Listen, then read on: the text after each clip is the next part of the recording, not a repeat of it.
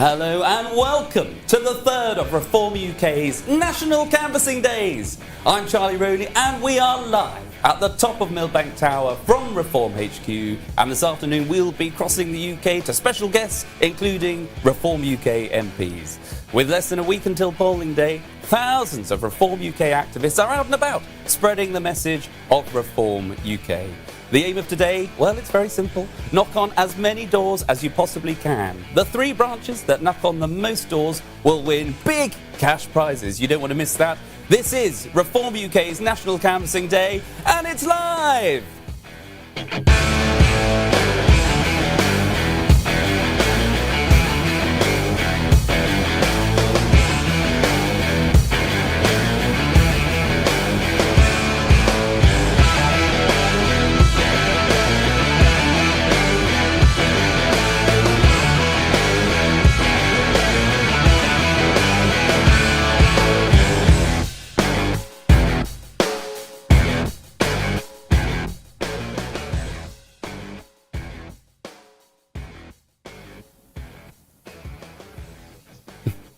Well, very exciting stuff there. Good afternoon and welcome. We are live from Reform UK HQ here in central London. Now, recent polling shows that Reform UK is surging. Reform UK has now led over 275 consecutive opinion polls.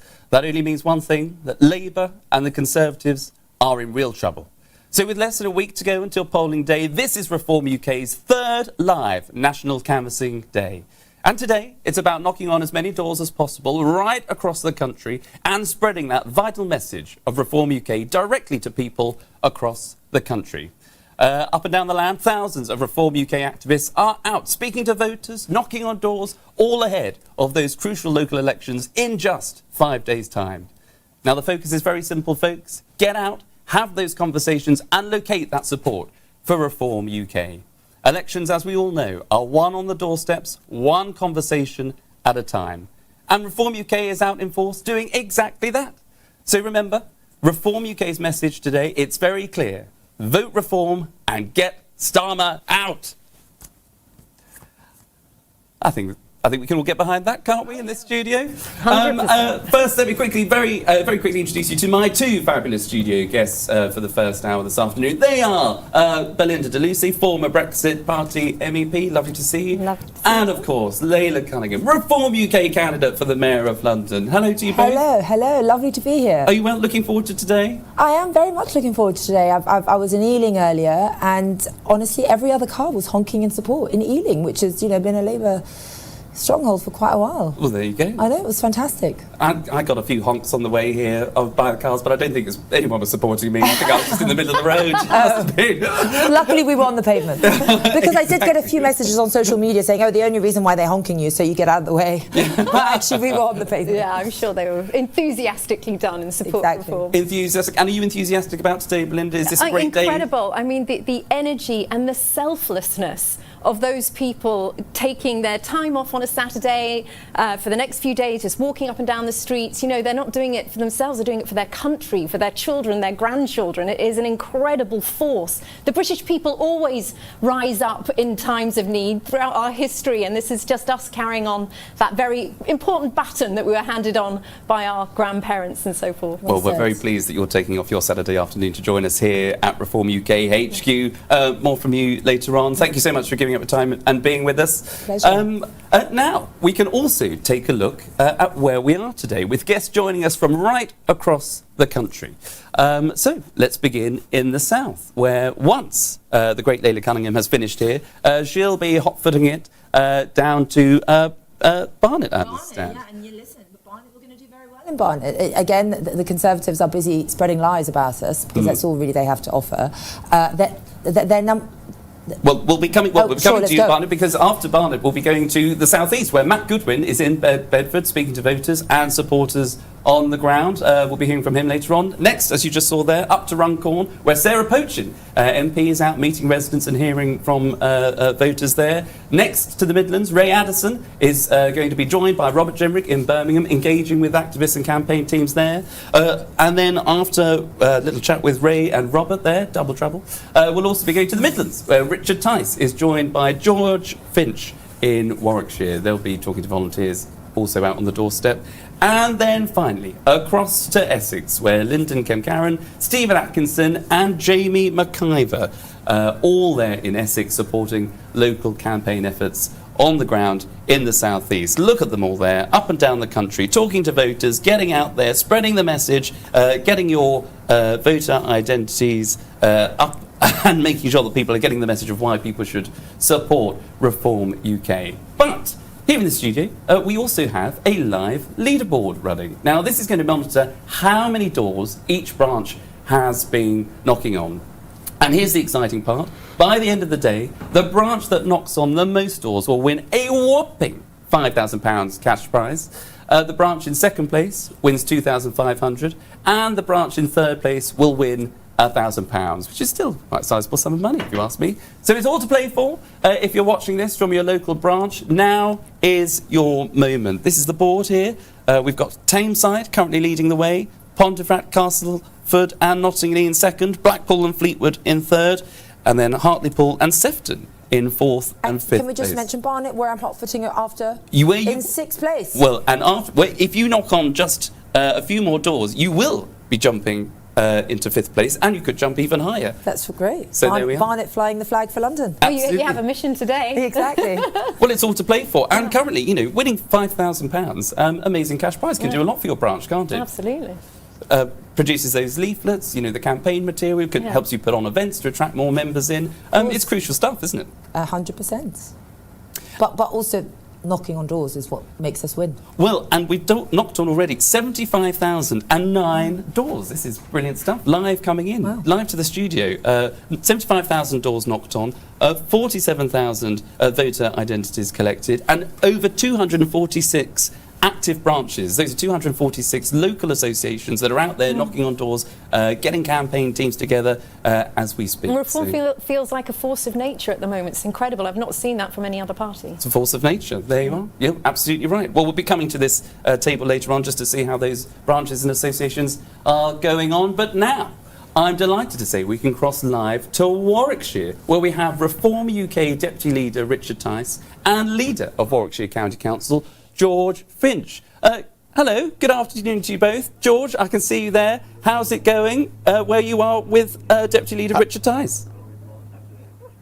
Hello, good afternoon, Charlie. We're in Bulkington in Nuneaton and Bedworth Borough. I'm here with Richard Tice, the Deputy Leader. How's it going? Oh, what a day. Unbelievable. Good afternoon, everybody. I hope you're having a fantastic national canvassing day. Goodness me, we've been busy. I've been this morning in Willenhall in Coventry. Amazing response. Extraordinary things are going to happen. And then with you earlier in Nuneaton campaigning. I tell you what, George, something is definitely happening out there. And I've got a prediction, Charlie. I'm hopeful that we're going to outperform all of the polls. And we are going to outperform all of the doomsayers and the nonsense we're hearing. It's incredible the response we're getting out on the doors. Definitely. In Coventry, it is phenomenal, but you were there today as well. What were the people on the doorstep saying in Coventry? Just literally bring it on, vote reform, and that message, vote reform, get Starmer out, absolutely landing everywhere. People are sick and tired of this Prime Minister. They're sick and tired in Coventry, wasting money on daft schemes. I have to say, I think the Labour MPs in Coventry, including Fruit and Nut, Zara Sultana, I think they may get a surprise at the next general election because there's no love for Labour or for Zara from what we're hearing. Definitely. You know what? We're seeing it up and down the West Midlands. You were even in Birmingham, weren't you? And Absolutely. What was it like in Birmingham? I'm back to Birmingham tomorrow, and yeah, just wherever we are going, the word is spreading. It's quite remarkable. And occasionally we have to take a little bit of time out and have a drink just to sort of recharge the batteries, because we're pounding the streets. The data is going into Reform Go, the voter intentions, but also people working on getting out the vote on Thursday. That's going to be a massive, massive thing, Charlie. Making sure that people are ready to get out the vote so that we win every single councillor possible. Exactly right. I feel like a weather girl, but we're going to go around some of the candidates and some of the volunteers now, so follow us. Come on through. Shane, you're one of our candidates for Stockingford West. How do you think it's going? I think it's going brilliantly. been a tremendous day today, especially with Richard out today helping us, getting us some positive vibes, positive votes, and we're going to smash it come next week. And you're drinking a lovely pint of Carling as well, right? Helping the British, support their campaign for helping the British pubs. Well, there we go. Reform are going to help save our British pub. Exactly right. Let's come round here, some other candidates and some other voters. Richard Brill, you're our candidate for Eastborough. Do you want to say a bit to the camera? How's it going in Eastborough? Well, at the moment we'll pass on that one. No, it's all right. He's doing really well in Eastborough. We've got many, many supporters. And if we could come to Camp Hill, candidate now. I know you've got a pint of Guinness, but we want to hear how it's going in Camp Hill. Go on. Actually, it's gone very well. Colin, by the way. Sorry, you put me right on the edge with this one. Right, campaigning has been very positive. What I've found is on the doorsteps, and we've been round about 1,000. We're getting a lot of people who are saying they're just fed up and not getting listened to. And all I can say is the local candidate who lives there, I do listen to the people. I share the same concerns that they've got, and I'll do the best I can to sort it out for them. Wonderful. There we go. Right, we're going to go back now to Richard Tice, but I must say this app is absolutely phenomenal. I don't want to fall over here and hurt myself because I'll be no use to anyone then. But we're going back now to Richard. I'm getting old, you see. If I fall over, I might not get back up. We're just trying to work out, I mean, he's who looks younger? That's one of the big questions on the doors that we've been trying to grapple with, Charlie. Who's the younger? But anyway, it's. I think it's definitely me. Only just. Only just. No, is it Botox? No, only joking. No, sunbeds. Sunbeds. As Jeremy Kyle said. Literally, I found his tanning studio. I mean, unbelievable. He's got a VIP debenture slot in the tanning studio. Right, back to the studio. The great thing, before you go, the great thing I love about where you've just been is that most people like a nice little tipple after a canvassing session, but you do it the other way around. You're geeing them up, getting the troops ready to go and knock on those doors. And I'm assuming, George, can you just do me a favour and ask Richard, are they all wearing shoes or white trainers? Are they wearing shoes or white trainers? What are our candidates wearing? Fortunately, people are properly dressed. None of this nonsense white trainers that Mr. Charlie Rowley had last weekend that I was just... Look at our shoes. We've got proper shoes. Proper shoes, Charlie. Polished for the day. You need to get out there and buy a pair. That's what's required. Definitely. Shop at a proper shop. I've got my shoes on today. I've got shoes on today. He's got his shoes on today. I'm very pleased to hear it. He's learnt finally. Thank you. I certainly have. I've learned from the best, and that's you, Richard Tice, and we'll be catching up with you both later on. Thank you so much. Keep at it. I hope they're okay when they go out on the doorsteps, but it certainly gives you a bit of swing in your step, isn't it? They're also doing their duty in saving Britain's pubs. I think it's brilliant that Reform are already doing that. Quite right too. I mean, the thing about Reform is everyone is so enthusiastic, but we're also fun. We're not boring. We like to have fun. We're a big family all across the country. Everyone I meet is honestly incredibly enthusiastic and hopeful. No one's out there campaigning begrudgingly. Like when I was part of the Conservative Party, you kind of be like, oh God, I've got to go knock on some doors. And there's an energy, isn't there? There's energy, there's hope, because everyone knows that this is the real deal. And I think it's that hope that scares the establishment a bit, because they have taken years demoralising, discrediting, trying to make people feel defeated, that there's no point in going out to vote. They've forgotten the British spirit. They've forgotten who we are and where we come from, and they're going to have a reckoning, I tell you that. Well, it's a perfect analysis because as the elections are just a few days away, those local elections, let's just have a quick reminder as to why we're here. In the early hours of the 8th of May, we are going to witness another political earthquake when Reform achieve results that nobody can yet believe. But in the Isle of Wight, Hampshire, Sussex, London, Milton Keynes, Suffolk, Essex, Yorkshire, I've been all over the country. And most people who've come to these events have never been to a political meeting in their lives. And it shows me something remarkable is happening out there, and it's because people understand that the two-party system has broken Britain. Keir Starmer says Britain's not broken. This here will be a referendum on Keir Starmer's premiership of this country. This is the most unpatriotic, the most dishonest, the most dissembling, the most undeserving Prime Minister we have had in any of our lifetimes. And on May the 7th, if we deliver the kind of result that I believe is possible, Starmer would be out of office by the end of May. Isn't that worth fighting for?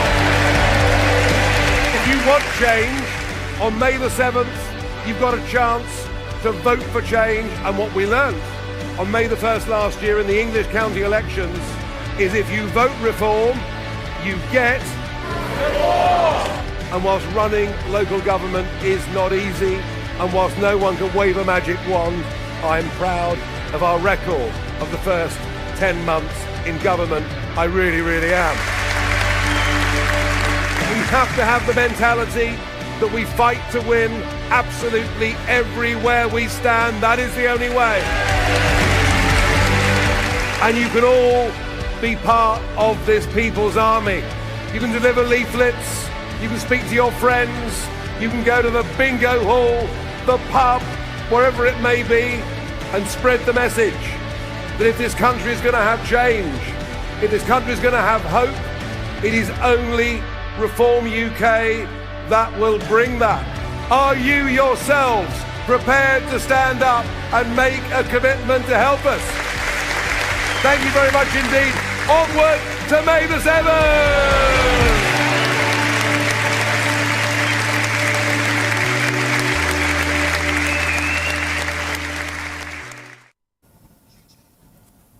Well, brilliant stuff there, and I'm now delighted to be joined live in Rayleigh and Wickford by leader of Kent County Council, Lyndon Kemcaran. Lyndon, nice to see you there, I think. Just setting up with a huge turnout of activists I can see behind you there. You've come from Kent, you're campaigning in Essex. What's the mood like where you are with all your volunteers behind you?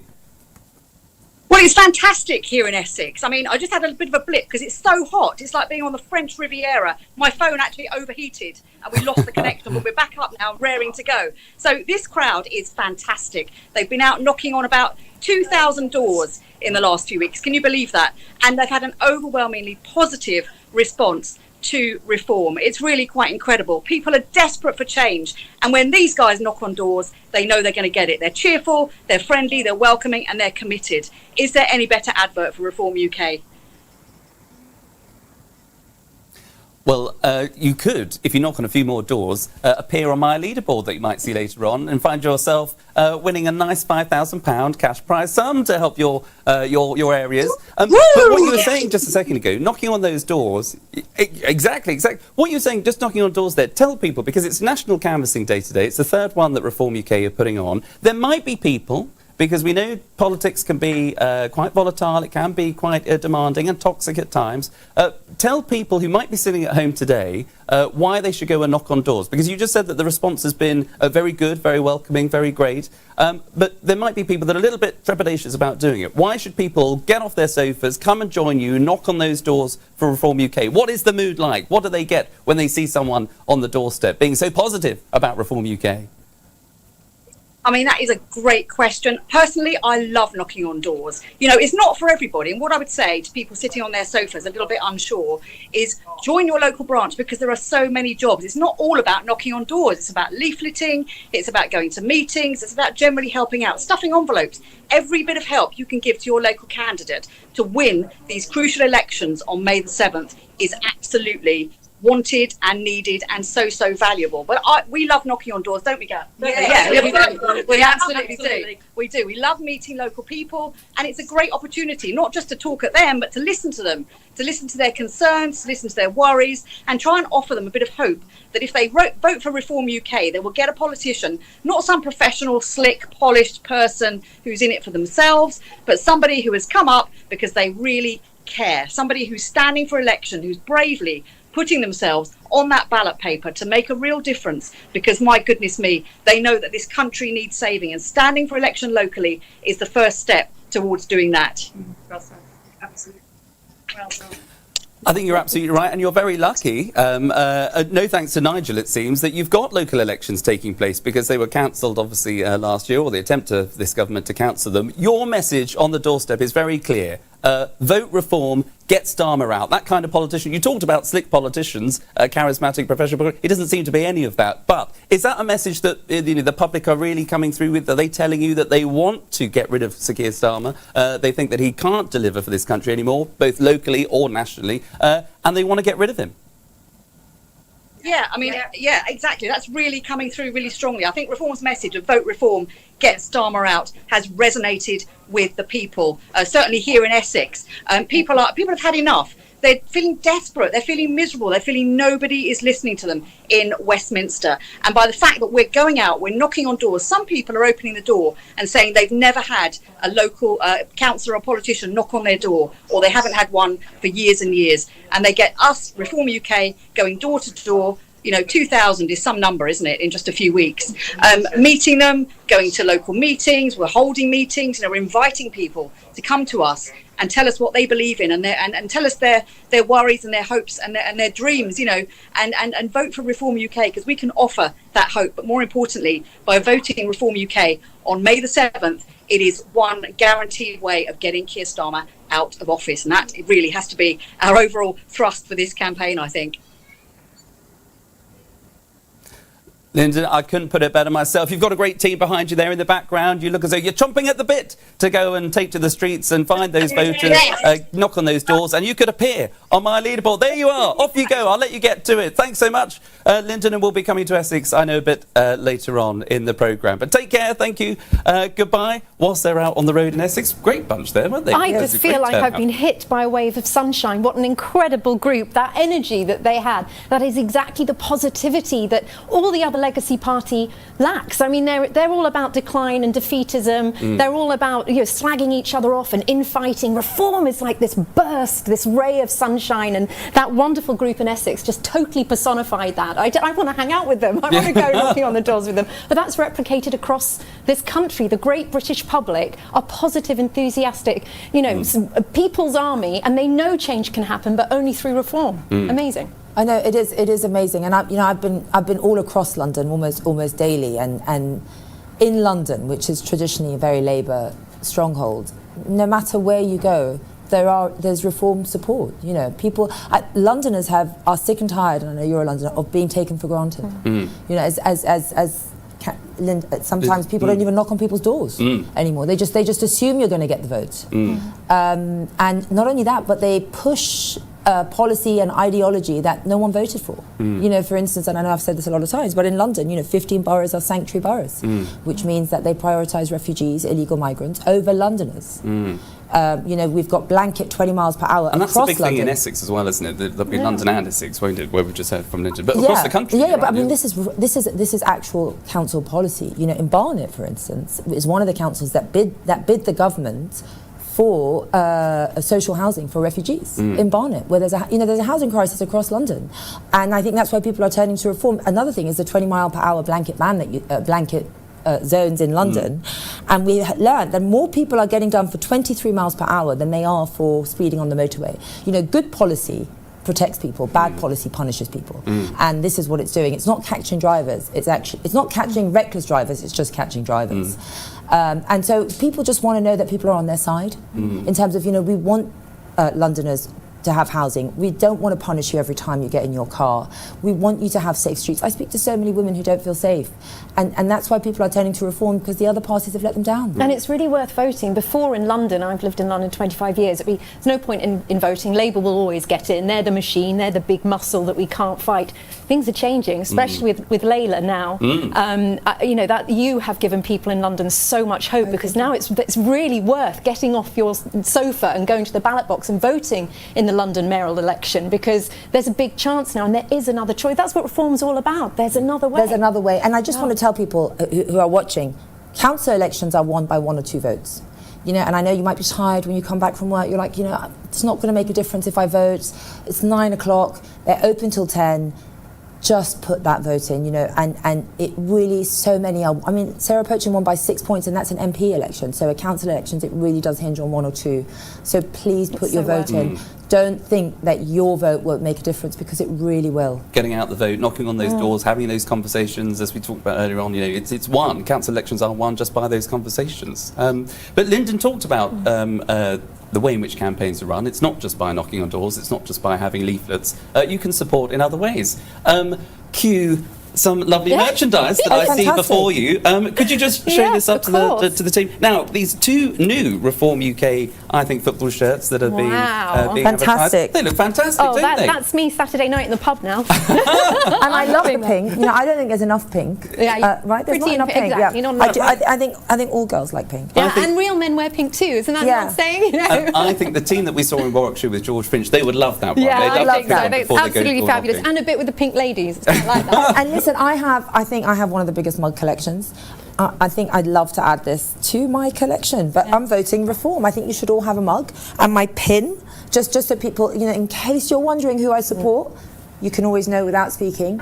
I think you're absolutely right. Go to the website for more information. It's all available, and I think the merch. I love merch. Yeah, I love. I'm waiting for the Reform hoodie. Oh yeah, I do like a hoodie. And scarf. When I start seeing people on the London Tube wearing Reform caps, that's when I will get this sense that things are changing. So I do wear it actually. Do you?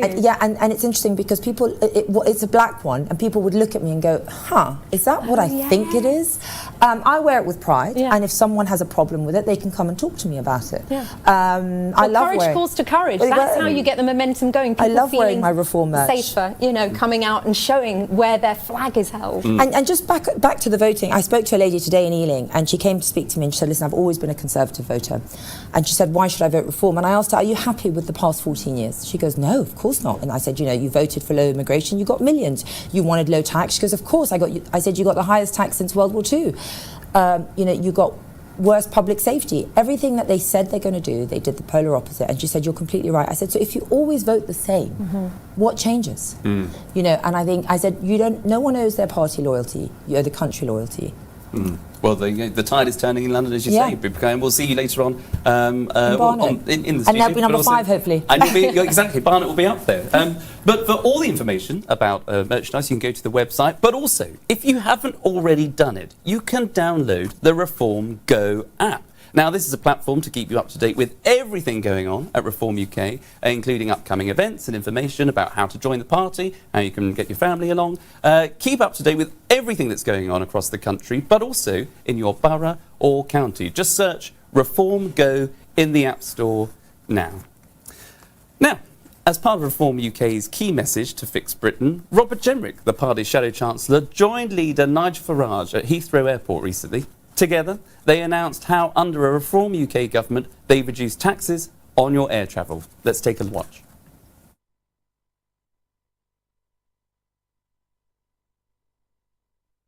Good morning, everybody. Welcome to Heathrow Airport. The government's net zero policies are damaging the pockets of absolutely everybody. Families aren't just hit with domestic fuel bills, aren't just hit with filling up their car, they're also hit with going on their summer holidays. We are the only party that is truly committed to cutting the cost of living. That's why we're announcing today that a Reform government in our first budget will get rid of the family holiday tax.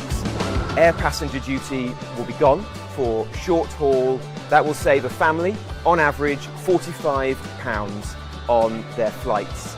For example, as a family to Malaga, you would save 23% on the cost of your flights. Now, we appreciate that's not a huge amount of money, but it's an important saving that will make it just a bit easier to have that family trip, to have a bit of fun, to get away and spend time with your loved ones.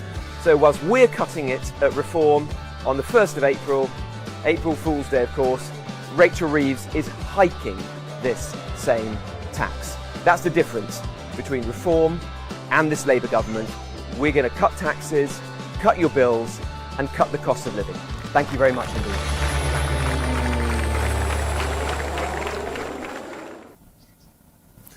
Well, that was Reform UK's Shadow Chancellor Robert Jenrick there, and I'm delighted to say that he now joins us live in Birmingham with the host of the Reform UK podcast, Ray Addison. Good to see you, Ray. How's it all going in Birmingham, where you are? Yeah, it's been really good. I'm actually in Sheldon, which is in the east of Birmingham, about 6 miles from the city centre. This has been a Labour-dominated area here since around about 2012, and you can see the activists behind me. They've been very busy this morning and throughout the last few months as well. They've knocked on around 600 doors, they tell me, today alone, and across the whole of Birmingham, we're going on for about 50,000, I'm told, although we might need to fact check that. I'm not quite sure. Maybe they're being a little bit too optimistic, we'll see. But as he said, I'm joined now by Robert Jenrick, Shadow Chancellor for Reform. Thank you very much for joining me. Hi, very good to be here. How much of a target are areas like Birmingham and obviously the areas in Birmingham and the West Midlands in general? Yeah, look, it's incredibly important to us. I grew up down the road in Wolverhampton. This area matters to us, and it's a huge opportunity. In every single one of the 13 councils of the West Midlands that are up on the 7th of May, from Newcastle under Lyme to Solihull, it is only Reform that can stop Labour and the Green Party. Maybe in some crazy left-wing coalition running these councils. A vote for the Lib Dems, wasted vote.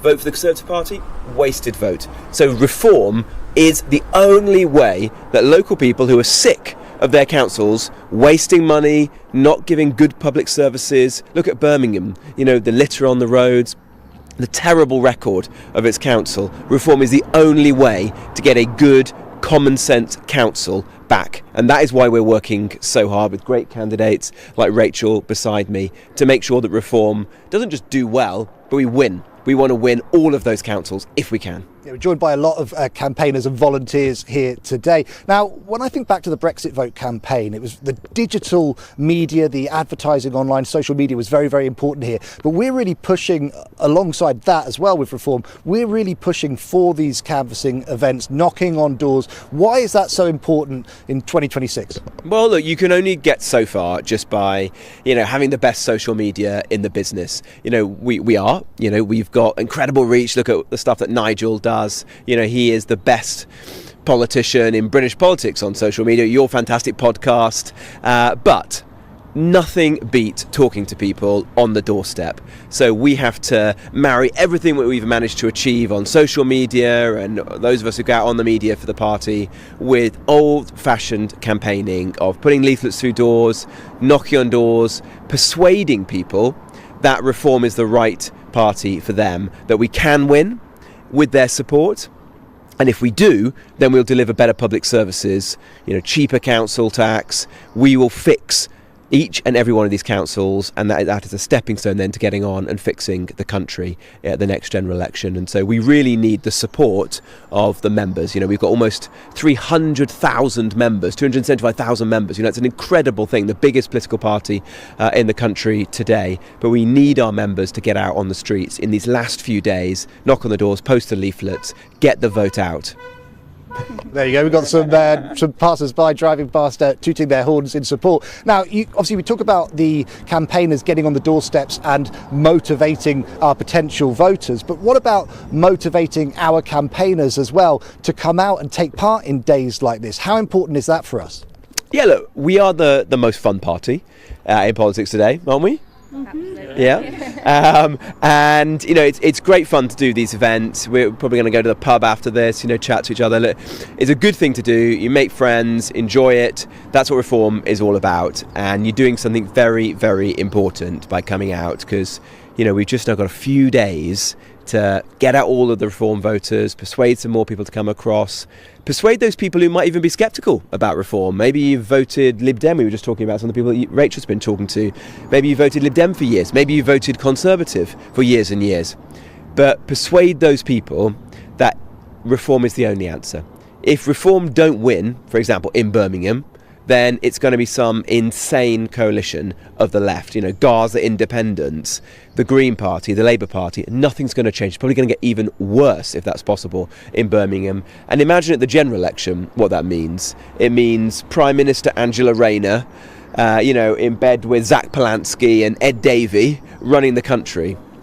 We can't allow that to happen, and so we've got to ensure that we get out our vote this time, and we do so again in a few years when it comes to the election. It doesn't bear thinking about, it really doesn't. We've only got about 60 seconds left, but just quickly, what are some of the key issues that you're hearing from our volunteers who are out there campaigning on the doorsteps? Well, ask Rachel, because Rachel is our brilliant candidate who's here. What are you hearing, Rachel? On hundreds of doors. So the main issue I would say that we're hearing at the moment is potholes. Potholes are rife around here, and they have been for ages and ages. HMOs is another big issue as well. And one thing I have noticed, what people have been saying when I've been knocking on the doors, is no other party have been knocking on their doors and have really bothered to have conversations with them on the doorstep. So they're really thankful that we're out here actually knocking the doors and asking for their support. Well, it's great to see everybody down here. You guys have been doing excellent work. We've got some, I don't know if that's a car alarm or just somebody who's massively enthusiastic for us here in the West Midlands. But from Birmingham, back to you guys. Well, thanks so much, Ray. Brilliant stuff there on the ground with your Shadow Chancellor, Rob Jenrick there. And just a word on that podcast, by the way. If you do want to download that podcast, I think you absolutely should. Episode 5 dropped, I think, yesterday. You can see it on your screens now. You can download the Reform podcast. Just pop up your camera, scan that QR code, and it'll come straight to your phone. A brilliant listen. Ray, we always love listening to you. Thank you so much. We'll be joining you, I know, again a little bit later on. Thank you to you and the team. Send Rob on his way and those activists. Get out and knock on those doors. And as I say, we'll see you a little bit later on. But now, we can have a little look at that live leaderboard. This is, as I said before, this is monitoring how many people are out and about, knocking on doors up and down the country.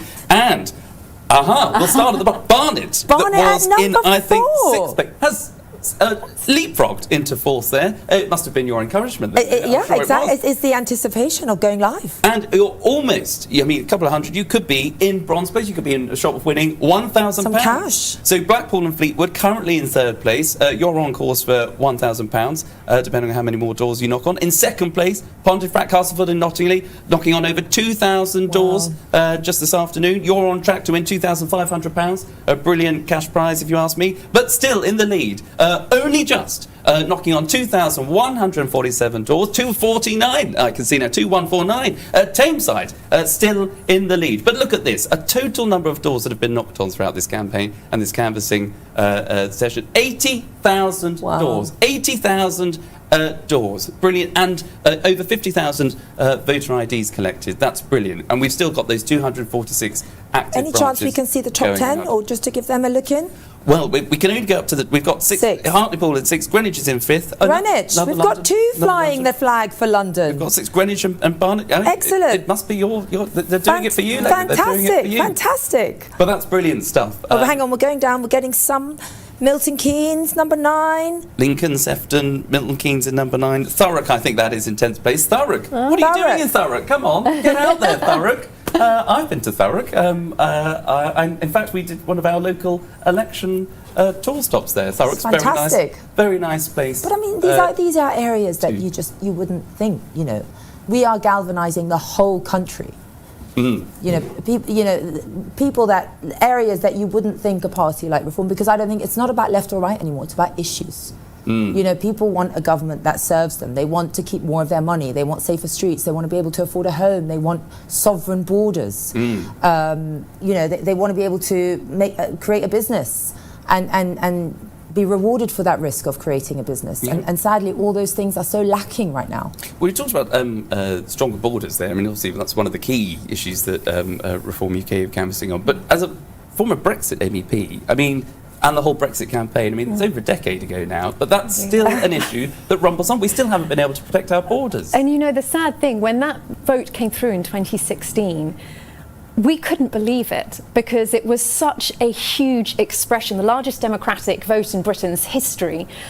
People came out who'd never voted before, and as you said, it wasn't about left or right back then. It was about, we want our laws back from a foreign parliament. And the way the establishment reacted, the incandescent rage of the media and political and the rage still goes on. And the rage still goes on at the very thought of Britain governing itself. I mean, they were absolutely unravelling running with the idea of being free and independent and holding democracy. And I think that spooked and terrified millions of Brits, saying, wow, Westminster's fallen, it's been captured.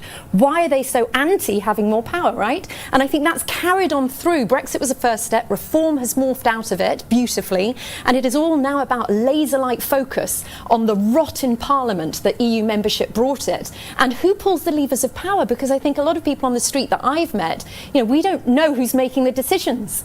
And I think that's what reform is going to expose, all that, and bring Parliament back to the people, to serve the people. Because Gen Z, I tell you what, they've never lived under a government that puts British interests first. And when reform get in, if they get in, it's going to blow their minds. And you say, reform, you're right, they have been able to fill that void. But why is that? Because we had that vote in 2016. We then had, obviously, Brexit, when some people argue under the Tories whether it was delivered, whether it wasn't. You had the levelling up agenda. These are communities, particularly in the north of the country, northeast and the northwest, that voted for Brexit, but it was because they felt they were communities that had been left behind. The government in Westminster doesn't actually work for them. So 10 years on, we're still having the same conversations where people have felt that successive governments, whether they voted Conservative in 2019, whether they voted now Labour in 2024, people are still dissatisfied. They haven't had the service that they are entitled to, and rightly entitled to. Is that why reform has been able to tap into the people's grievances and understand that the two-party system just doesn't work for people anymore, and it's time for reform? Yeah, people voted, I think, for many folds. One is, like Belinda said, is we have had successive leaders that have chipped away at our sovereignty for global partnerships, and those global partnerships have done no good for our country. You have parts of the country in London, Midlands, North, all across the country, where mass migration has not only changed the fabric of the country, it's changed the way of life, the culture, the values, and it's also undermined British workers. We've imported cheap wages. Wages have been stagnant since 2008. We haven't invested in skills and technology. And our own domestic workforce, who voted in 2016 to say, we want the jobs, train us, invest in us, they've been so deeply betrayed. 900,000 young people between 18 and 24 now are not in employment, not in training or education. That is a cruel, that's such a horrific wound to inflict on the young in this country, while they open borders to people who would be happier on lower wages, who won't expect the same living conditions, and then throwing all these young people onto the scrap heap. And Brexit was supposed to be that huge fuel under the domestic workforce, and they utterly betrayed us. They let in they let in the Boris wave to millions and millions of people. But we've got a Prime Minister, a Chancellor, and a Mayor of London that wants even closer ties with the EU. I know, it's mad. They basically want to reverse the democratic vote. They are, Nigel, I think, said it, they are the most undemocratic government I've seen. Like Belinda said, it was one of the biggest democratic elections we've had. People voted to leave, and somehow the establishment doesn't agree with it, and so they're inching more and more towards a rapprochement to the EU, when that's not what we voted for. I think Westminster's fallen out of love with democracy and with national applause. They don't look to the nation anymore to be applauded. They look to the global liberal stage. That's where their eyes are at. That's where they are appreciated, and that's why Keir spends all his time lauding it about. Remember, he said he prefers Davos to Parliament. He prefers Davos to Parliament. There's no love for. In fact, no one is batting for Britain in the legacy parties at all. They bat for everyone else except the British people. Nigel's the only one that's batting for Britain. And I think it's that key, that people want someone to bat for them at all costs. And they recognise that Nigel's been doing that, number one, for decades. He's got the receipts, and he's the only leader that's got the guts to do it. Well, the Prime Minister might prefer Davos to Westminster. There's nowhere I would prefer more than being in the studio with you all day long. But sadly, I think we're going to have to let you go. A big thank you here to my studio guests, Layla and Belinda. Brilliant stuff. Thank you so much for giving up your time. Thanks, Charlie. I know you're about to go on the campaign trail. I am going to rush to Barnet, Totteridge. See you soon. But thank you again. That's very kind of you for giving up your afternoon. And in the next hour, I'll be joined by Reform UK board member and all-round Reform legend Gwaine Tola and Reform UK councillor Harrison Allman-Varty. You don't want to miss that. But now, in the build-up to the 7th elections, Reform UK's leader Nigel Farage has been touring the country, meeting campaigners and candidates alike. One stop on the tour was Worthing in West Sussex. Let's take a look what happened there. Don't jump into the unknown, which means don't vote Green, because they're mad. Are you going to vote for us next week? Yes. Oh, no way. Hi, Nigel. How's it going, mate? Hello, how you doing? All right. Nice to meet you. Good to meet you. Hello, how you doing? All right. You are going to vote for us? Vote for you. He's going to vote for us. How about that? 1,000,000%. 1,000,000%. Well, here we are in Worthing with the Worthing gang, campaigning hard and enthusiastically, and what better could it be? On the pier, a proper English seaside scene, and we're running to the line.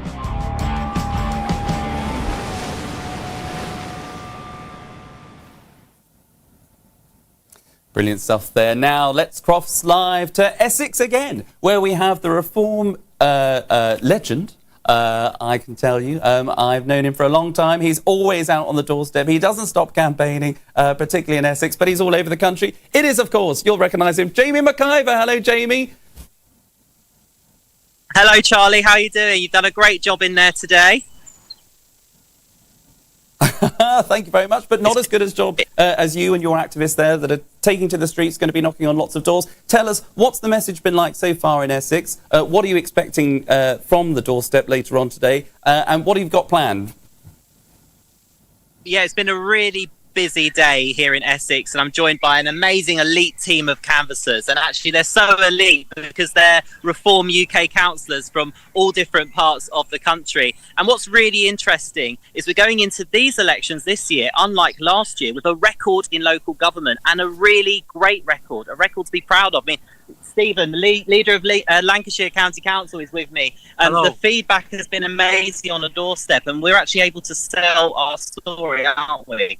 We've got a good story. You know, we came into government with many challenges, and we delivered the lowest council tax of any political party, even with those challenges. So people appreciate the change we're bringing. They love the enthusiasm. I mean, this is like a family as Reform. It's amazing. It's not like any other political party. And people are up for the change that's coming. That's absolutely right. And of course, Charlie, we're in a very unique position here in Essex because we've got our incredible party leader as an Essex MP who has been touring the country and the county of Essex. And people are noticing that there's only one party leader out there actually meeting people and talking to people. And that, of course, is our amazing leader, Nigel Farage. Well, you're absolutely right, Jamie. When you said, look, you know, elections last year, particularly for Essex, were cancelled, you campaigned tirelessly, I know, to get them back on. But you are obviously campaigning up and down the country. You've got Stephen there with you that's travelled all the way from Lancashire to join you in Essex. Why is it so fundamentally important in Essex that you get that vote out, that you have those conversations on the doorstep? What is the message to the people of Essex today? Why should they vote for Reform UK on the 7th of May?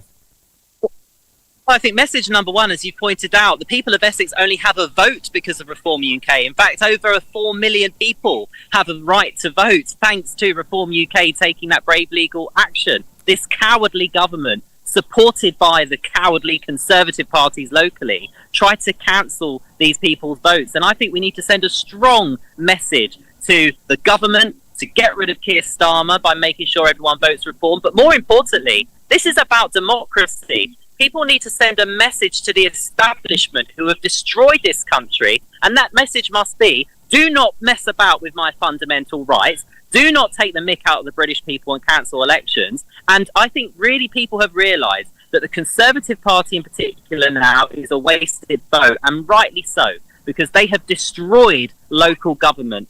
Councils across the country are broken, and the Reform councils that we inherited from the Conservative Party are fixing the mess that the Conservatives left, whether that's financial mess, the state of our roads. And so the message to the people of Essex is you have to vote for change, because otherwise we will be stuck with the same old rubbish from the Conservative Party. So I want people in Essex to send a message to the establishment locally and nationally that we are not going to tolerate this sort of nonsense anymore. Do not mess about with democracy. Do not continue to wreck our councils. And of course, Reform UK is the only party that is going to challenge the government on the awful breakup of our historic counties. Here in Essex, the county could be broken into 5, and only Nigel Farage is the only party leader that is standing up for historic counties. So Essex boys like me can continue to have an Essex to be proud of once Reform UK are able to stop this awful local government reorganisation. I mean, how seismic would it be if Reform UK won in Essex and took control of the council? Because this is the county in the backyard of not only the shadow Conservative Shadow Community Secretary, James Cleverly. You've got the leader of the Conservative Party, Kemi Badenoch in Essex, and Shadow Foreign Secretary Priti Patel in Witham. All three big hitters in the Conservative Party. They are Essex-based. They've been there for some time. How seismic would it be if Reform UK and basically took over the council in their backyard? Well, of course, it'll be huge if we do that. But I have to correct you, Charlie. Nobody in Essex realises these people are local MPs. They're never in their constituencies. One thing I've heard across Essex is people didn't even realise that they had a former Home Secretary as their Member of Parliament. They didn't even realise the leader of the Conservative Party was their Member of Parliament. These people are not Members of Parliament that are in their community like Nigel Farage, meeting business people, supporting the local enterprise, supporting local organisations. These are Members of Parliament that are stuck in the Westminster bubble. They don't come to Essex. They're not interested in the people of Essex. So I have to correct you on that point, but it would be seismic, because the Conservative Party here in Essex has taken the vote of Essex people for granted for years and years. And what have they delivered? They delivered a broken economy, broken borders, broken councils. They've delivered broken business environment. Essex is the home of entrepreneurs and entrepreneurship. Everywhere you go, you'll hear of grafting. Alarm Clock Britain, it was built here in Essex. And those people have been failed by the Conservative Party, who promised them to control the borders, who promised them they'd make this country a place for the economy to grow, who promised they'd deliver a proper Brexit and failed. So actually, I think the people of Essex, who are full of common sense and are full of savvy, may I say, they can see right through those politicians, those hopeless politicians who are only interested in champagne receptions on the terrace of the House of Commons. They don't care about the people out here in the real world, and we've seen across the country. And that is why I think there's going to be a huge shock on May 7th when we get the results in on May the 8th, when all of those people are caught with their trousers down, not realising that the people and the herd have moved. Jamie, one final question before you go, because I know you're desperate to get out on the doorstep there, and I know the activists behind you are very keen to as well. What is the message? You know, you are local government through and through. You know, what is the message that you're taking to the doorstep today? Why should people, send us out on a high before you hit the doors, why should people vote Reform on the 7th of May in Essex? They've got to vote Reform to get rid of Keir Starmer, the worst Prime Minister in the world. They've got to vote Reform to sack the Conservative Party from Essex County Council so our roads get fixed and so our council has proper leadership and finally gets fixed. But most importantly, they've got to vote for their children and their grandchildren's future. If Reform have a successful night on May the 7th, it's going to make it even more likely that Nigel Farage becomes our Prime Minister, which is what the country needs. So a vote for Reform on May the 7th is a vote for your children and grandchildren. A vote for anybody else is more of the same decline, more broken rubbish, and never moving forward. Britain is the best country in the world. This country is incredible. We can get it back to some glorious days. We need to restore this country back to its greatness, and we can do that when Nigel Farage is Prime Minister. This is a huge stepping stone. So the message I've got for everybody, think of your children, think of your grandchildren, and vote Reform on May the 7th to save our beautiful country. Jamie, thank you so much, and thank you to the team behind you. Go out now, go and knock on those doors, have those conversations, get those voter IDs up, and you could appear. I want to see you appearing on my leaderboard a little later on, because I know you'll do a great job. Thanks so much, Jamie, and we'll make touch in with you a little bit later. Here's the board. Pontefract Castle still in the lead there, followed by Tameside, Blackpool, I should say, and Fleetwood in third place. Barnet has rocketed, I think, up 2 places. It was in 6th when we first started. It's now gone up to 4th. Layla Cullen will be very happy with that. Followed by Greenwich. 2 London boroughs there, out and about. So there's a lot of activists in the capital today. Hartlepool in 6th, and Lincoln and so on and so on. But Pontefract, Castleford and Nottingham still in the lead, still on course to win that massive £5,000 prize. And let's see how that progresses throughout the rest of the day. Exciting stuff. But even more exciting than that, we're going to cross now live again to the Midlands, where we still have Reform UK's Deputy Leader Richard Tice, and he is with the fantastic Leader of Warwickshire County Council, George Finch. Hello, George. What's the update? How's it going where you are? Hello. Hello, it's absolutely phenomenal. Me, Richard and all the volunteers have been knocking on doors, speaking to residents. It's reform, isn't it? Absolutely incredible. And the generosity of people. I've got a new bracelet, Charlie. Look at that. that actually been made specially for us, which is fantastic. But also, there's been a new concern on the doorstep. Yes. Did you know, Charlie? Well, you wouldn't, but actually Layla and Belinda in the studio, they will know all about tumble dryer gate. This is the new big scandal across the whole of the UK. Mad Red Ed Miliband wants to get rid of our tumble dryers. So we've got a new campaign, folks. Save our glorious tumble dryer. I mean, can you believe who wants a heat pump tumble dryer, for God's sake? None of us. No one. No, we want a good old-fashioned condenser tumble dryer. Yeah. Well, that's what we've been telling the people of Bulkington, haven't we? Right, and absolutely. And, you know, people are fuming about this. Oh, they are. If it ain't broke, don't fix it. I've got some news. These dodgy new heat pump tumble dryers, they cost twice as much. They only last about a year. Some bloke on the radio this morning was saying he has to repair more of those than anything else. And you know, they take like 3 times as long to dry the clothes. It's a complete con, like the whole of Net Stupid Zero. We love our tumble dryer. Everyone else love the tumble dryers. Yay! Well, you've heard it there, Charlie. In Warwickshire, we love a tumble dryer, but after these people get elected, we will become councillors in Nuneaton and Bedworth Borough Council. We're going to win as many seats, and we're going to speak to a councillor in Stratford first on what it's like being a councillor, and you know, what it's like knocking on doors, speaking to residents, because that's what's the most important. Thanks, George. And I should say, I absolutely love my tumble dryer, and I don't want it taken away. So I'm Ashley Jones. I'm a councillor in Stratford-on-Avon. I was elected in a by-election in November last year. It was a landslide of 3 votes, and you know, helped by James Crocker, our branch chair, and all of our volunteers. Precisely, every single vote mattered. I think knocking on doors, the use of the Reform Go app, getting every single person out there for as long a day as possible and just cracking on was so important, and that's what made the difference. James and I have been talking about this new sort of phobia we've discussed, where toward the end of the day, when we're thinking about knocking off, there's that one extra house that you think, should I do it or am I ready to go home?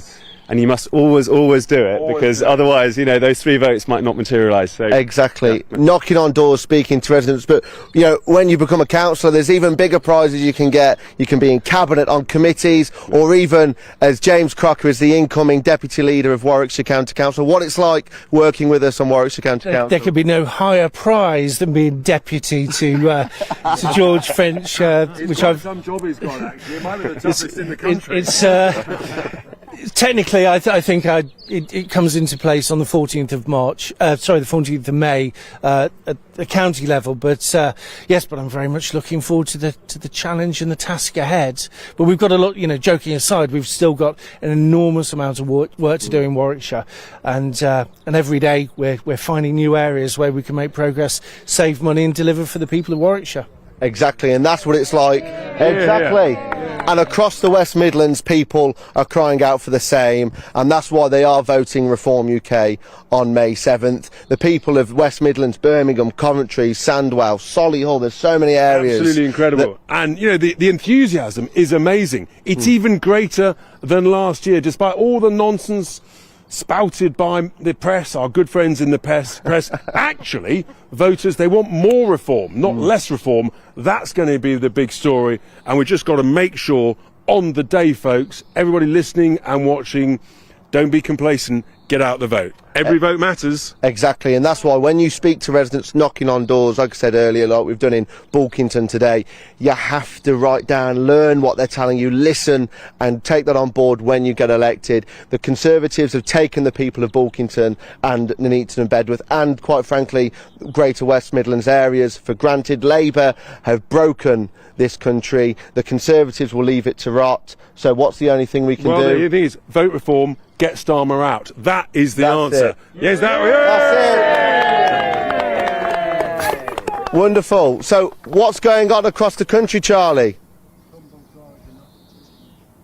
Well, just like you, George, there are people gathering to go and knock on doors, have those conversations. These elections are one conversation at a time, and I haven't actually seen as many as enthusiastic volunteers as the ones that you've been able to encourage out today. You're all looking fantastic, ready to hit the streets.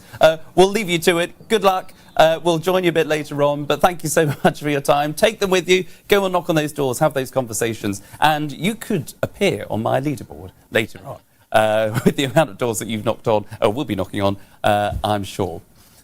But If you haven't already done it, please download the Reform Go app. It's a fantastic place to keep up to date with everything going on at Reform. It includes all the latest events and information about how to join and to keep up to date with everything going on, not just across the country, but also in your borough or county. Just search Reform Go in the App Store now.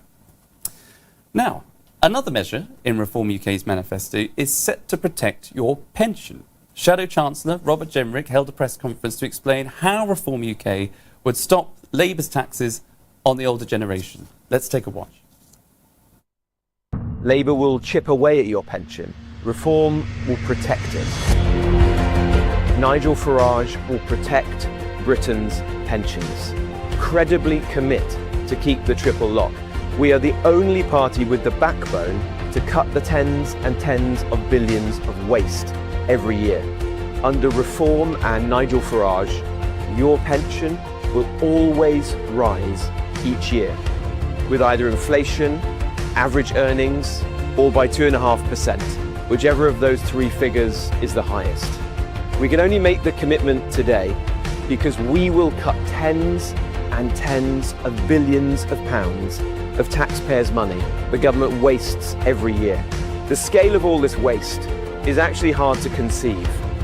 Millions of pensioners, and in fact people in their late 50s and early 60s, are genuinely worried at the moment. They've paid in for 30 or 40 years, but they look at the debt that successive governments have racked up. They look at Labour borrowing left, right and centre, just like the Conservatives did, and they know, they fear, something's got to give. They fear this government, maybe soon led by Angela Rayner or Ed Miliband, backed up by Zach Polanski, will pull the rug from under them, will erode, chip away at the pension that they've worked and paid into for their whole life. And they're right to be worried. Well, under Reform, it will be different. We will protect pensioners. We've already identified over 40 billion of savings a year. We'll end universal credit for foreign nationals. We'll cut foreign aid. We'll stop spurious mental health claims for PIP. We'll scrap the net zero schemes. We'll cut Whitehall excess because we're the only party that won't duck the most difficult decisions. We will reset government spending so that it actually puts the British people first. So yes, we will balance the books, but we won't do it on the backs of British people who've paid in their whole lives. Instead, we'll save tens of billions by resetting government spending. Politics is about choices, and we in Reform choose the British people, and we will every time.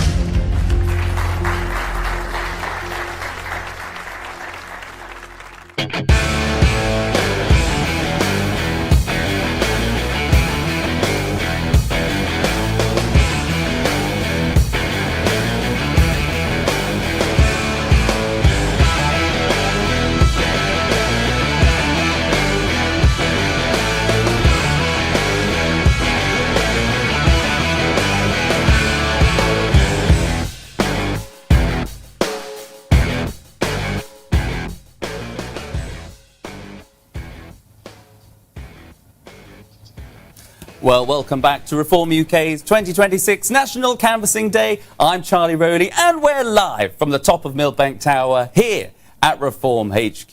This afternoon, we're out and about around the country. And here in the studio, we now have my lovely new panel of Gwaine Tola and Harrison Allman-Farty. Hello both. Thanks for joining me. Good afternoon, good afternoon. Looking forward to this afternoon? Naturally. Absolutely, yeah. The energy is that certainly high. It's high. Well, we've only on our second hour, and the first hour we've seen so many people across the country. I know the second hour isn't going to disappoint. And talking about these people across the country, we can have a look at my live leaderboard. This is monitoring how many doors each branch has been knocking on. Now, we had Pontefract, Castleford, Nottingley. They have been in the lead throughout most of the day. They've knocked on 2,662 doors there. Second place, Tameside, 2,287 doors knocked on. Blackpool and Fleetwood In third place, 1,745 doors knocked on. And then we've got Barnet in fourth, Greenwich in fifth, Hartlepool in sixth. But altogether, collectively, throughout the course of the day, a whopping 84,619 doors have already been knocked on. That's phenomenal work. 53,548 voter intentions collected. You've got 246 branches, active branches, right across the country, knocking on doors, taking the message of Reform UK to local residents as to why they should vote for Reform UK on the 7th of May. This is fantastic stuff, because remember, the winner who knocks on the most door, the branch that knocks on the most door, can win a whopping £5,000 cash prize. That's currently Pontefract, Castleford and Knottingley. In second place, Tameside, you can pick up £2,500, and in third place, currently, by Blackpool and Fleetwood, that's £1,000. That's a lot of money. It is. Wasn't the last canvassing day Blackpool were first, second and third? I think they were. They're going to be deeply disappointed with that. Well, so come on, Abby. More of a reason come on, to Abby, get out. get your people together. Vote, isn't it? To get a knock on those doors. That could all change, though, folks, depending on how many activists you can motivate to get out, knock on those doors, have those conversations, and as I say, coming top, you could win a whopping £5,000, which would go a very long way to your local association or campaign cause. So we'll check in with this table as the hour goes on, but brilliant stuff so far. 84,000 doors knocked on. That's brilliant, isn't it? Brilliant. Extraordinary. Yeah. And that's just Layla Cunningham. Brilliant stuff. OK, we'll turn to that board a little bit later on, because I think we can go live now to the Midlands once again, where we have the brilliant host of Reform UK's podcast, Ray Addison. There he is. I can see him there. Hello, Ray. Still joined by Robert Jenrick. How's it all going? Yeah, going really well. Rob's been really busy. He joined all of the volunteers. He's just been knocking on some doors and speaking to local residents. What kind of things have you been hearing from people, Rob? Well, very positive reaction. In fact, everyone we've spoken to is either definitely voting for us. The family behind me are coming back early from their holiday just to vote Reform, or people are undecided and are thinking, well, the traditional parties that have dominated Birmingham for years have let the city down. It's been so badly managed. Maybe it's time for change. Just on this street, a very nice residential street, we've heard that some houses are being taken over as HMOs. You've got Eastern European migrants moving in, so you've got, a dozen men living in a house next door to families like this. And understandably, that spooks people. Why is that happening on their street? You buy your dream home and then you find that there's an HMO suddenly next door. Crime. That people are having cars nicked, vans broken into, tools stolen, and the bin strike, obviously here in Birmingham, has come up time and again, that people have had rats. They're just shocked by the incompetence of the council and its failure to fix this for years and years and years. That's it. You find yourself a nice place to build a family, and the next thing you know, there's antisocial behaviour, there's litter in the streets and rats at the bottom of your garden. It's an absolute nightmare. Let me just bring in Rachel again. Rachel, if you don't mind just coming over here. Obviously, you've been doing a lot of canvassing around these areas. This is your local area. What are you seeing from the other parties, from Labour, from the Conservatives? Are they out and about? Are they hopeful? Absolutely not out and about. So the conversations I'm having time and time again is that I'm the only person that's actually knocked on their doors, having conversations with them on the doors, asking them about local issues.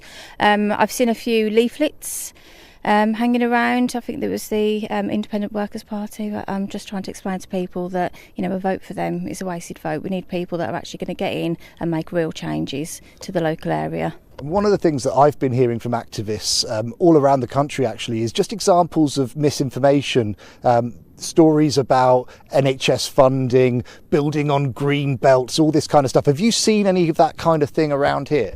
So I was at a local hustings event not long ago, and Labour spoke about how they'd all of a sudden got a solution for the local bin strikes, coincidentally days before the election, knowing full well that there is no solution. They're just saying they're making false promises, as they always have done and as they will always continue to do so.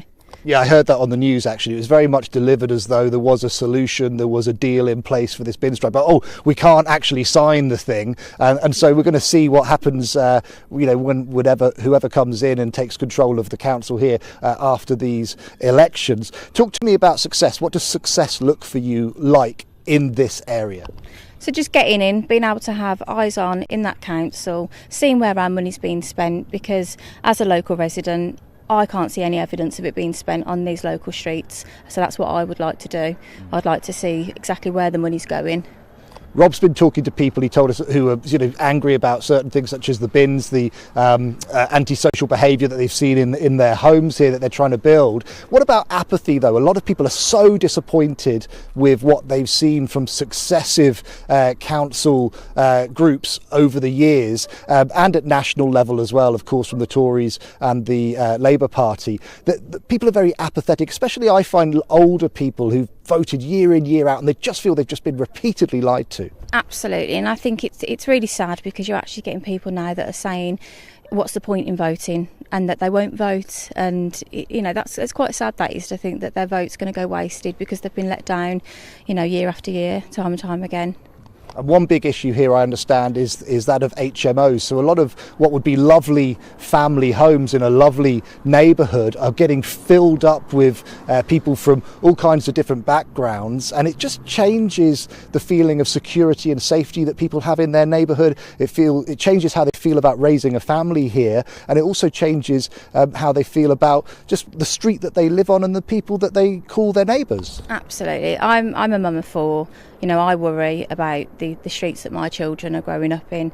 Gone are the days where you could let your kids playing out on the streets and knowing that they're safe, playing on their bikes. It just doesn't feel safe anymore, and it's sad, isn't it, that that's the country we're living in now. Just a quick final word from you, Rob. How does this all resonate with you when you hear what Rachel's telling you there about the things that she's hearing on the doorsteps, and of course what you've been hearing this afternoon as well? Well, it's a similar story across the country, isn't it? It goes to the basic message that Reform has. We're the only party that accepts that Britain is broken. You had Keir Starmer saying it wasn't, Kemi Badenoch saying it wasn't.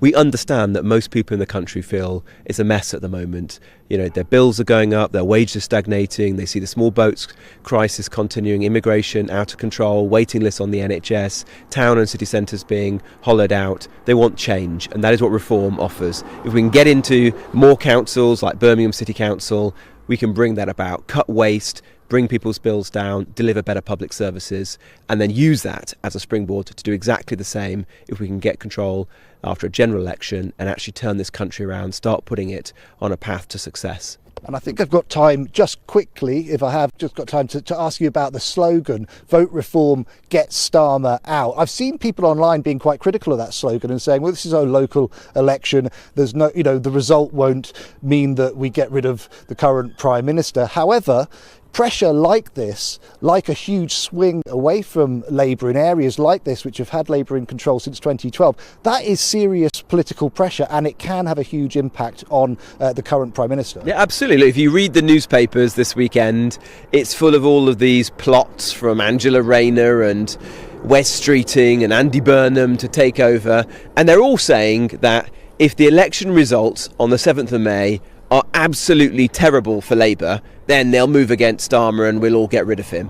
And so the best thing that people can do who are sick to the back teeth of Keir Starmer is to vote for Reform on May the 7th. Then we'll get rid of him and we can begin to move on. But what we all really want is a general election, isn't it? We want to get rid of Labour altogether, but that's going to be a bit further off. But use this vote not only to get a better councillor and a better council where you live, but to get rid of Keir Starmer. I heard somebody in the studio just finally saying that May 7th was going to be a day of reckoning, and I love that passion and that commitment. It remains to be seen exactly what will be happening, but I think May 8th is going to be a very interesting day. All right, thank you so much, Ray, and to Rob there. Ray, whilst we have you, just one very quick question about the podcast that you're hosting. Episode 5 dropped last night. Who did you have on this week?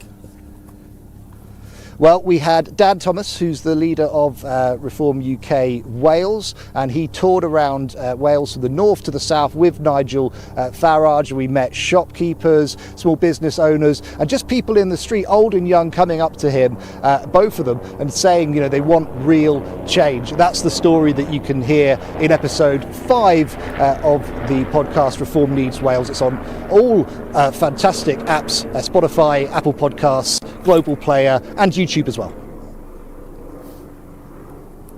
Brilliant stuff, Ray. You've promoted and plugged that fantastically well. Thank you. We'll be joining you hopefully a little bit later on. Wales, fantastic stuff actually, because for the first time I think I saw Reform polling ahead of Wales, Plaid Cymru in Wales. So great stuff there. Let's see how that continues. But if a podcast isn't enough, you can also download the Reform Go app, where I've just been told there are over 86,000 users on this app. That's absolutely phenomenal, I think, because this is the place to keep up to date with everything going on at Reform, including upcoming events and information how to join, get your family involved, and keep up to date with everything that's going on right across the country, but also in your borough and your county. To get that, just search Reform Go in the App Store now. Now, from two great men, Rob and Ray, to two even greater men. I'm now delighted to be joined in the studio by Graham Toller, Reform UK board member and all-round Reform legend, and of course, Councillor Harrison Allman-Varty. Thank you so much for joining me thank you. this afternoon. Rob and Ray were just talking about obviously canvassing and how important these local elections are. Graham, you have been canvassing once or twice, I'm sure. Just a few times over the last 30 years. This is Reform UK's third National Canvassing Day. Just tell us from your point of view, having been a seasoned campaigner, why is it so important to get people out on the doorstep? Well, it's vital because it's the only way you can communicate with people. Most people, let's be honest, most people aren't political anoraks. They aren't watching every piece of news. They're not following their Twitter religiously to see what's happening in the news. They're looking at other fun stuff. They're living a life. So to be able to engage with people in their lives and show that you care, then you need to speak to them direct. I'll give you an example. I was in Wakefield with the branch up there on Monday, and due to the fact that my car broke down, I ended up in Brownhills in the West Midlands. And in fact, because it wasn't fixed, I spent the night in Walsall for my pleasure and joy. But I phoned up the local branch, did a couple of streets, three streets with them that evening. And in all my years campaigning, I know all politicians say this, it's brilliant on the doorstep. And you go, people didn't spit at me, that's great. But in all my years, I've never had such a positive impact. And the response, it wasn't just, yes, we're going to vote for you. It was impatient. When are you getting in? It wasn't just, yes, it was when. And I've never witnessed that in literally during the referendum campaign, in Hartlepool and places like this. It was truly, I suspect we're going to do quite well in Walsall. Well, I wanted to ask you that before bringing Harrison in, because as I say, you've been around a long time and you've seen various campaigns, various iterations. What is it about Reform, though, that has been able to strike that chord with the British public? Why are Reform leading in the 275 opinion polls, consecutive opinion polls? Think what has been the change throughout your time as a campaigner and political activist? Back in the day, it was when UKIP days, then we had a task, and it was to get a referendum.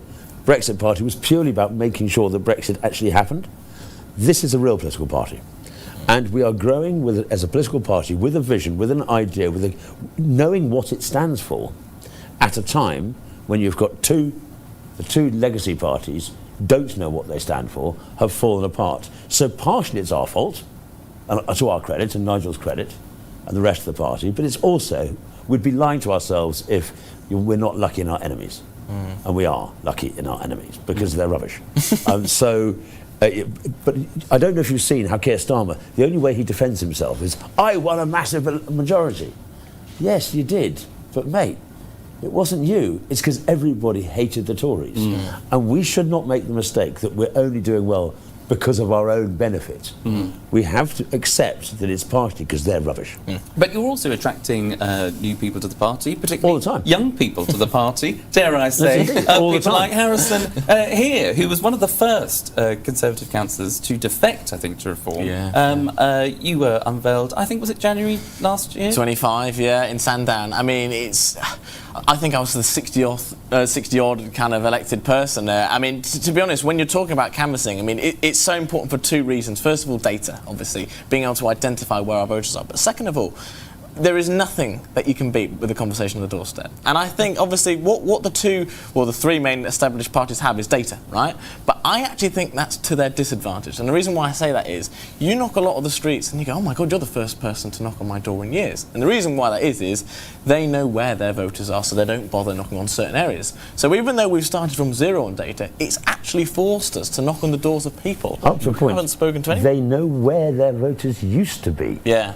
But given so many of their voters are voting for us, they may get a rude awakening because they haven't maintained that data protection. But I agree with you. Yeah. Data is very important for us. Yes. But for them, it's the conversations. Yeah. Because unless you know what bothers them, you can't act on their behalf at town hall and things of this sort. And so therefore, that conversation is vital because you learn, we learn from them. Yeah, and obviously a lot of our voters, might have given up years ago. They might feel, that's what we talk about. Every seat is within reach. When you think about 40% turnout rates, that's 60% of the people who think no one here represents me. That is our voter base, and we can very much relate to that. And it's talking to them and making sure that and we're it's our there on the day. responsibility to try and get as many of those people re-engaged in the political process. Absolutely, yeah. But the only way you can do that, you're absolutely right, is by having those conversations. But to have those conversations, you've got to have volunteers and councillors and candidates to go out and do that. So, I mean, my question to you, Harrison, really is, and I sort of asked you this earlier on, you're 22.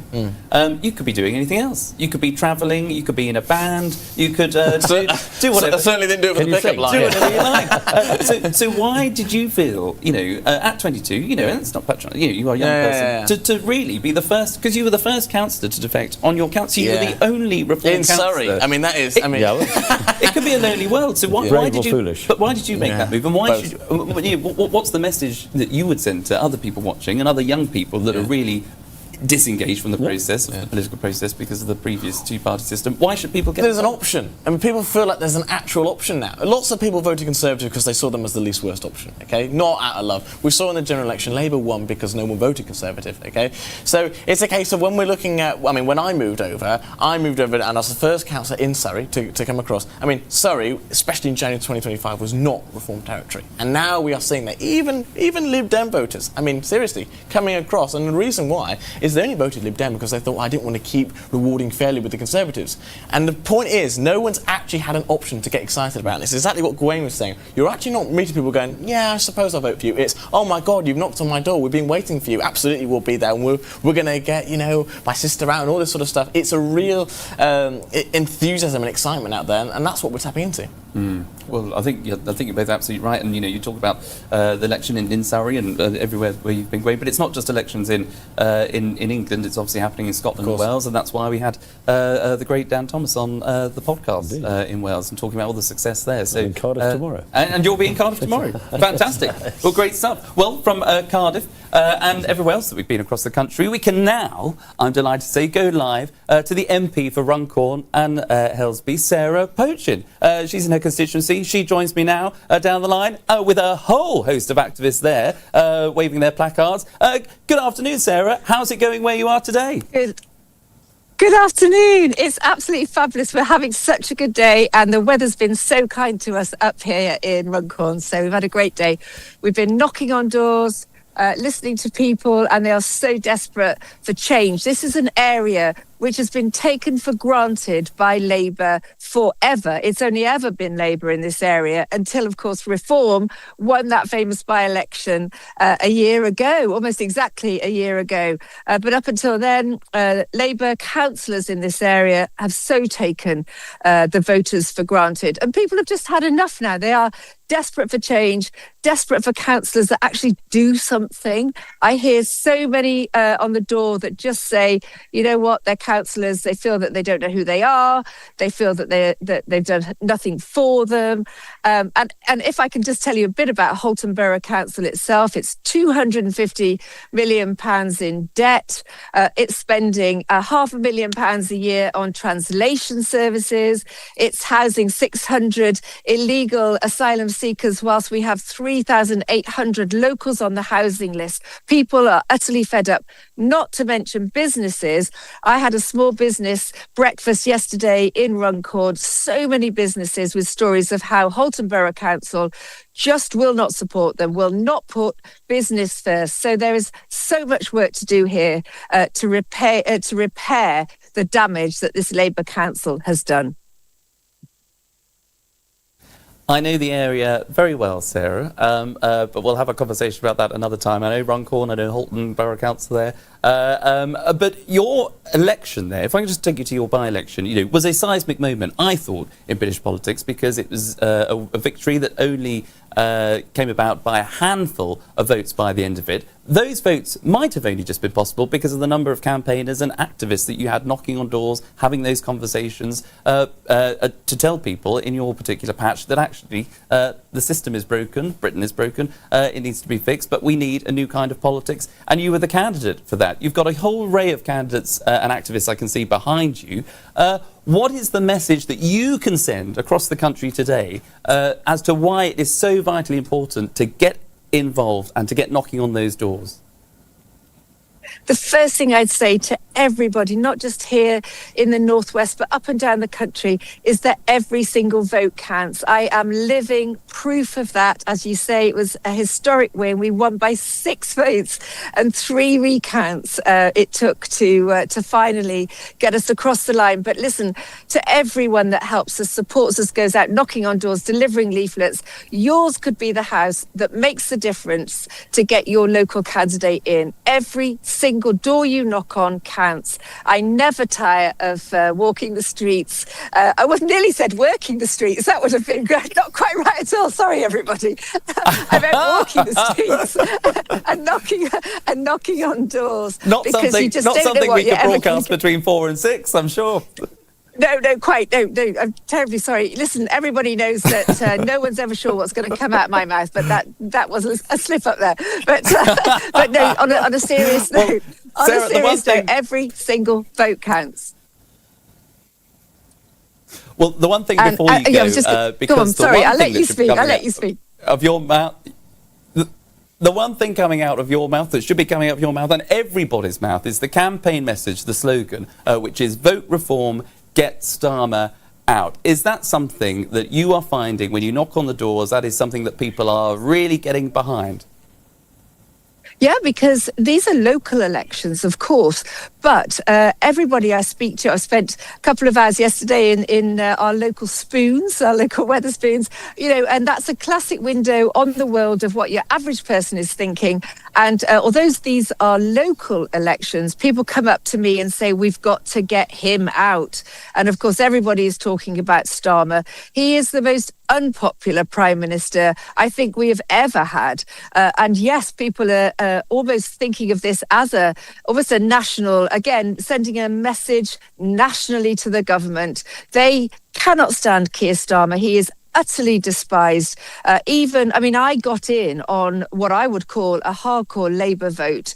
Their vote is absolutely falling apart in areas like this, areas full of good, hard-working people that feel so betrayed now by this Prime Minister. But not only that, nobody really knows what Keir Starmer stands for, other than, his sleaze and his association with paedophiles. And, people are utterly let down by this Prime Minister. They're embarrassed with him on an international stage. Thank goodness for the King going over to America and rescuing the situation. So it doesn't matter whether you're talking about business tax here in Runcorn, housing waiting lists here in Runcorn, whatever it might be, or my farmers, my poor farmers in other areas of my constituency, whether it's local issues, there's a supporter. I didn't arrange that, I promise. But whether it's local issues or whether it's national or international issues, everybody is fed up with Starmer, and everybody understands to go out, vote on May the 7th and get Starmer out. There we go. The message loud and clear, and I can see all your supporters there in the background, fully behind you and supporting of that message. Sarah, we'll let you go. Take to those streets, knock on those doors, have those conversations on the doorstep, and let that message go out far and wide. Sarah Poachin there, we love you here in the studio. Let's do a big cheer, everybody. So much. Have a great day. Sarah Poachin there, fantastic stuff from Runcorn. But as she was saying, it's not only the local elections taking place in England, but also the Welsh and Scottish elections too. In the run-up to the Welsh Senate elections, Reform UK put together a party election broadcast. Let's give it a look.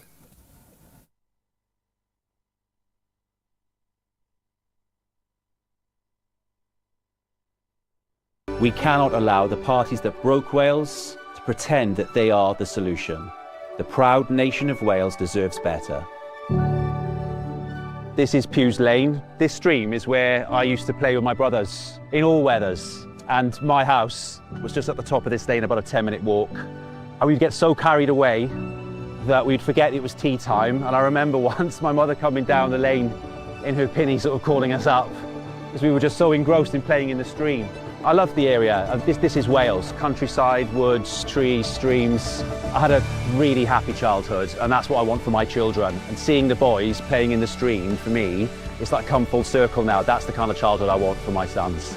But I also want them to have more opportunities than I did. And that's what's motivating me to stand for the Senedd, is to make sure that in 15 years or so time, that my boys won't feel they have to move to London or to Bristol or across the bridge for opportunities. I think Wales has been on a managed decline over the last 27 years. There's no ambition amongst the politicians at Cardiff Bay. People have almost come to sort of accept, well, this is just the way things are in Wales. I don't believe that. I think we're being held back, and I think things can get better. For the last 27 years, Wales has been let down by Labour and Plaid Cymru. And after 27 years, we have the worst education results in the UK. We have the longest NHS waiting lists. We have the highest unemployment. Some of my closest friends are farmers, and I know how hard they work. They just want to produce food. There's the alarm clock generation who wake up early, work hard, yet still struggle to make ends meet. My ambition would be in 4 years' time that we turn the public sector services around, and that we have a sense of ambition and pride brought back to Wales, and that we say actually we can do better, and we will. And we won't accept the low standards of the political establishment down in Cardiff Bay. We will stand on a platform that puts the people of Wales first. Wales needs reform, but we cannot do it without you. And you will only get the change that you want by voting reform on May the 7th. Wales is broken and Wales needs reform. I'm Dan Thomas, and I'm leader of Reform UK here in Wales.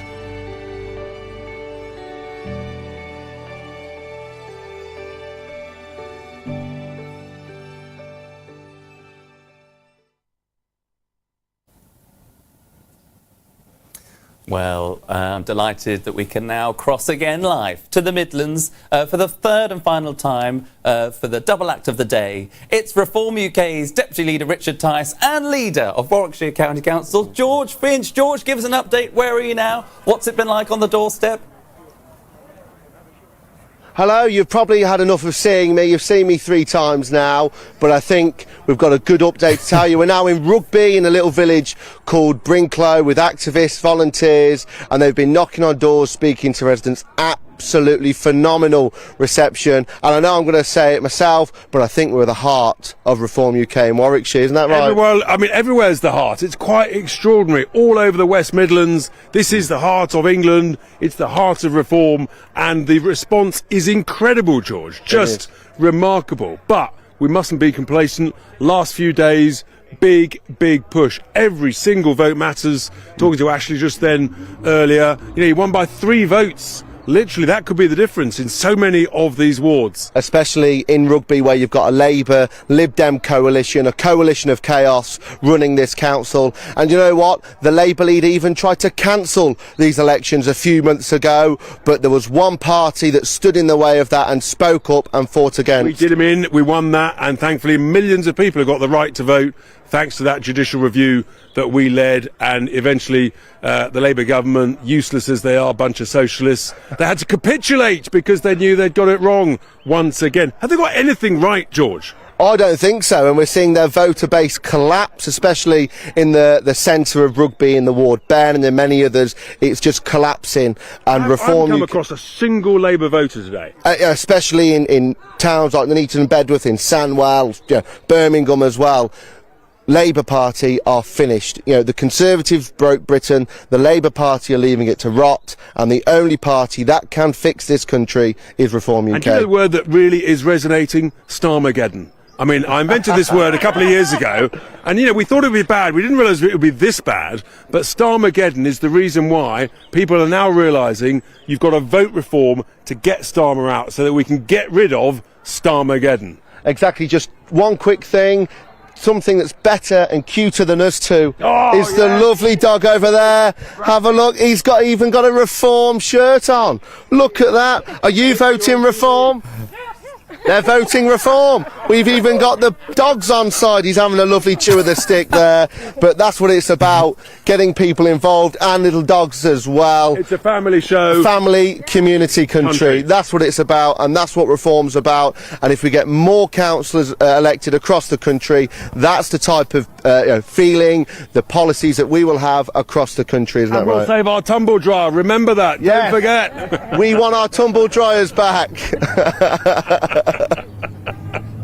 The tumble dryer is in safe hands with Reform UK and Deputy Leader Richard Tice, I can tell. Thanks so much, you two. You've been absolutely fantastic this afternoon.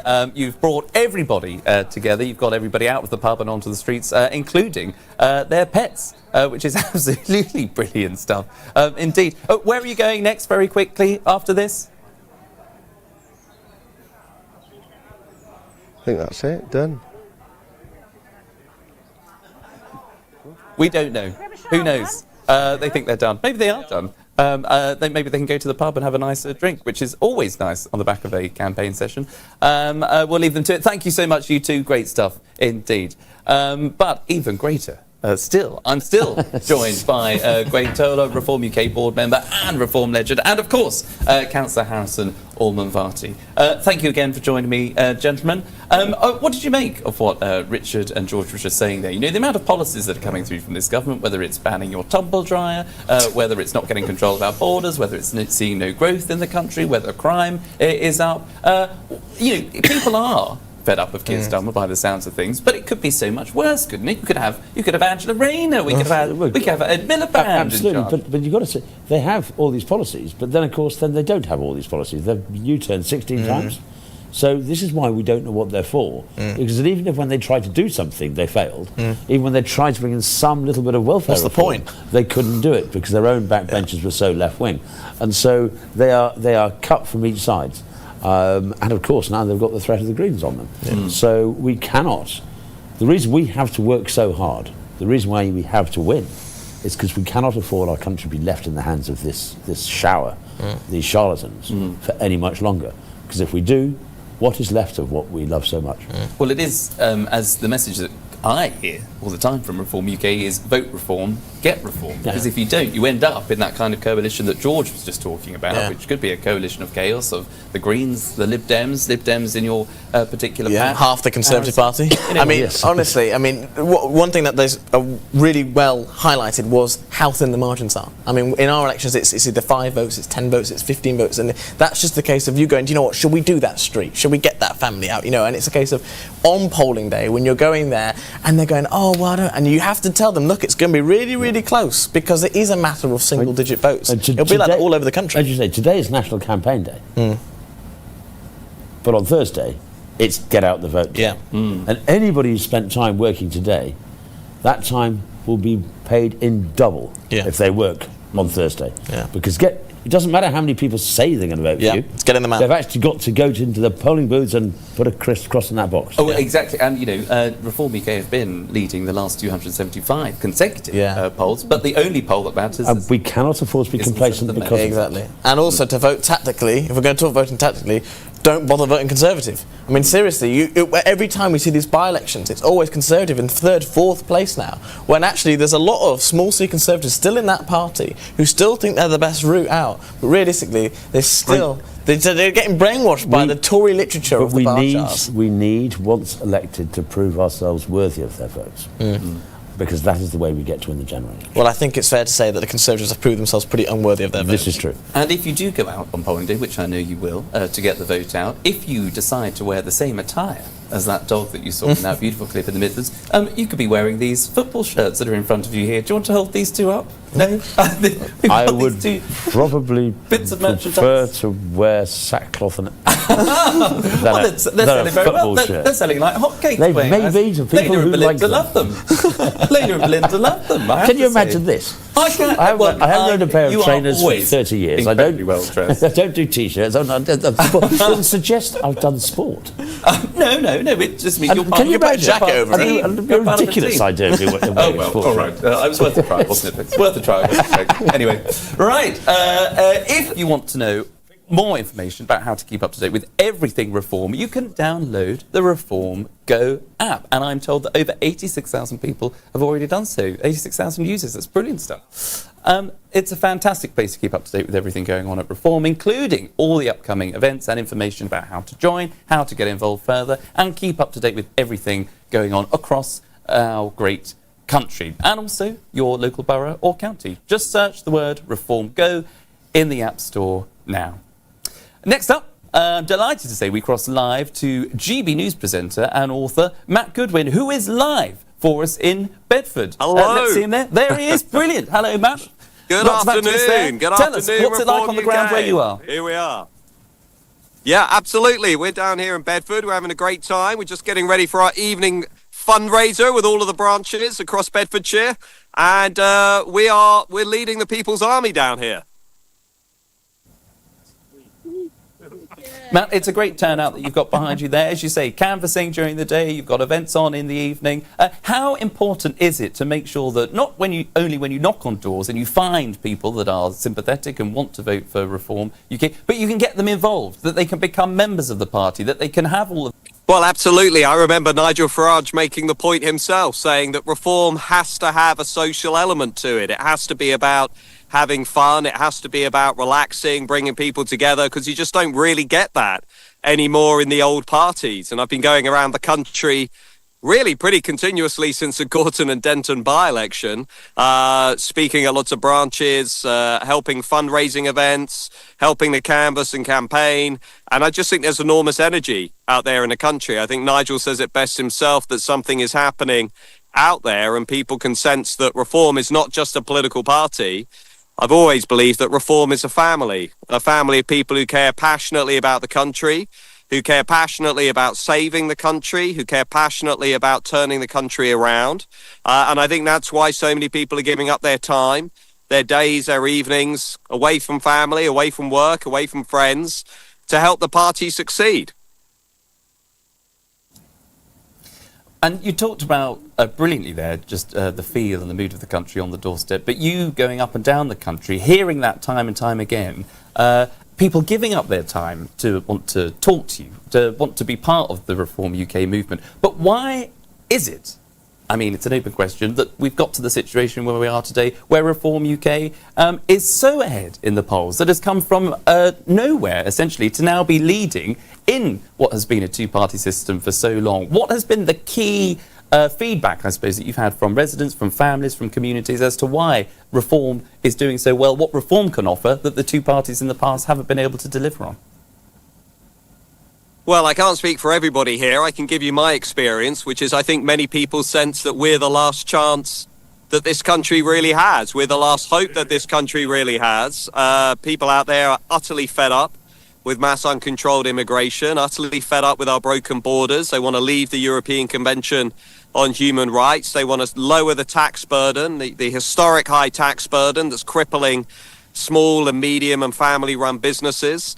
They want to slash foreign aid, stop paying welfare to people who aren't British, look after our farmers and our pensioners, spend that money instead on frontline public services. They want to reassert free speech, free expression, crack down on Islamism, crack down on the Muslim Brotherhood, among other things. And that, I think basically people are realizing that if we don't win the next general election, this country is going to go down a very dark, a very ugly path. And we're the last chance. And that's what I hear all the time. In fact, I spoke to an 82-year-old lady in North London recently who was saying that if Reform doesn't win the next general election, she's just going to leave the country. She's going to leave her home. She says, she's at really a point of despair. And many people, I think, have that creeping sense that in some ways the next election isn't just about policy, it isn't just about politicians. I think for many people it's much deeper. It is that sense that something precious and unique is slipping away. And that's what's driving so many people into Reform. And standing in 99.9% of all seats, by the way, at these local elections. I mean, what an incredible achievement. 99.9% of all seats. That's remarkable. Number one in the national opinion polls. I mean, that is what saving your country looks like. We're not out there obsessing with one local council. We're not out there dreaming about things that are never going to happen. You know, we are standing everywhere. We're giving people a credible, competent alternative to the broken status quo in Westminster. Absolutely, no, that shows the strength of support that you have, where people actually not just want to come and campaign for you or become party members, they actually want to stand under a Reform UK banner. You're absolutely right. Final question then, Matt. You're going out on the doorstep. What is the message that you are taking to the people? Why should people vote Reform UK on the 7th of May?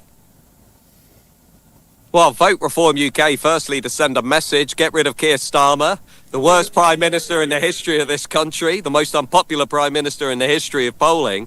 We need to get rid of Keir Starmer. We need to get rid of this Labour government. We need to put the people in this country, the decent majority of hard-working, tax-paying, law-abiding people, the common sense majority, back in charge, back in control of the destiny of their own country. That's what we need to do.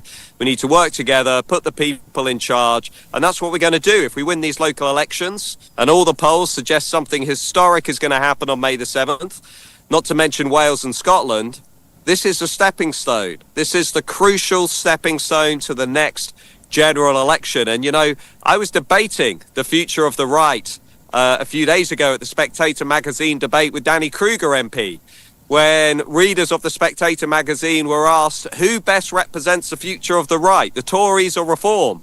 And what was remarkable is that the readers of the Spectator, the traditional centre-right magazine in British politics, ended up choosing Reform as the future of the right in British politics, because that's what you're also picking up on the doorstep. I think people can sense, as you just said yourself, if you vote Reform now, you get Reform, and that is a massive difference from what happened before.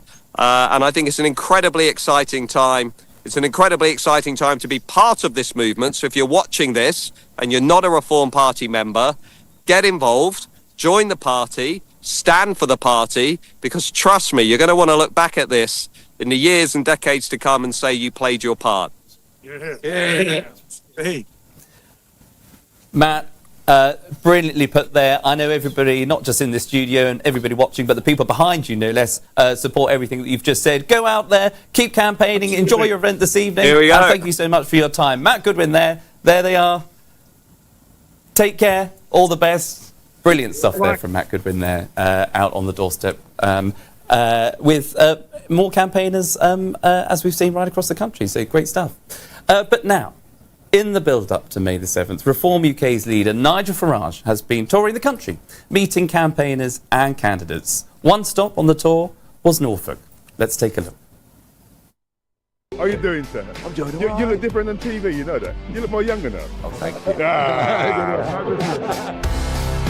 We've been to King's Lynn, we're now in Downham Market with an enthusiastic local team, and I've got to tell you, the response on the street is phenomenal.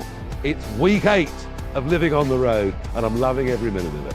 The enthusiasm we've had in the town centres has been incredible. I really believe the big M, momentum, is now with us. I'm here with many other candidates, and you know what? I think we can do incredibly well in this county. We could even win a majority on the council, and whether it's here or Barnsley or wherever it is, there's one big message. We are becoming the main opposition party in British politics, and we're urging people on May the 7th to go out, to vote Reform and get Starmer out!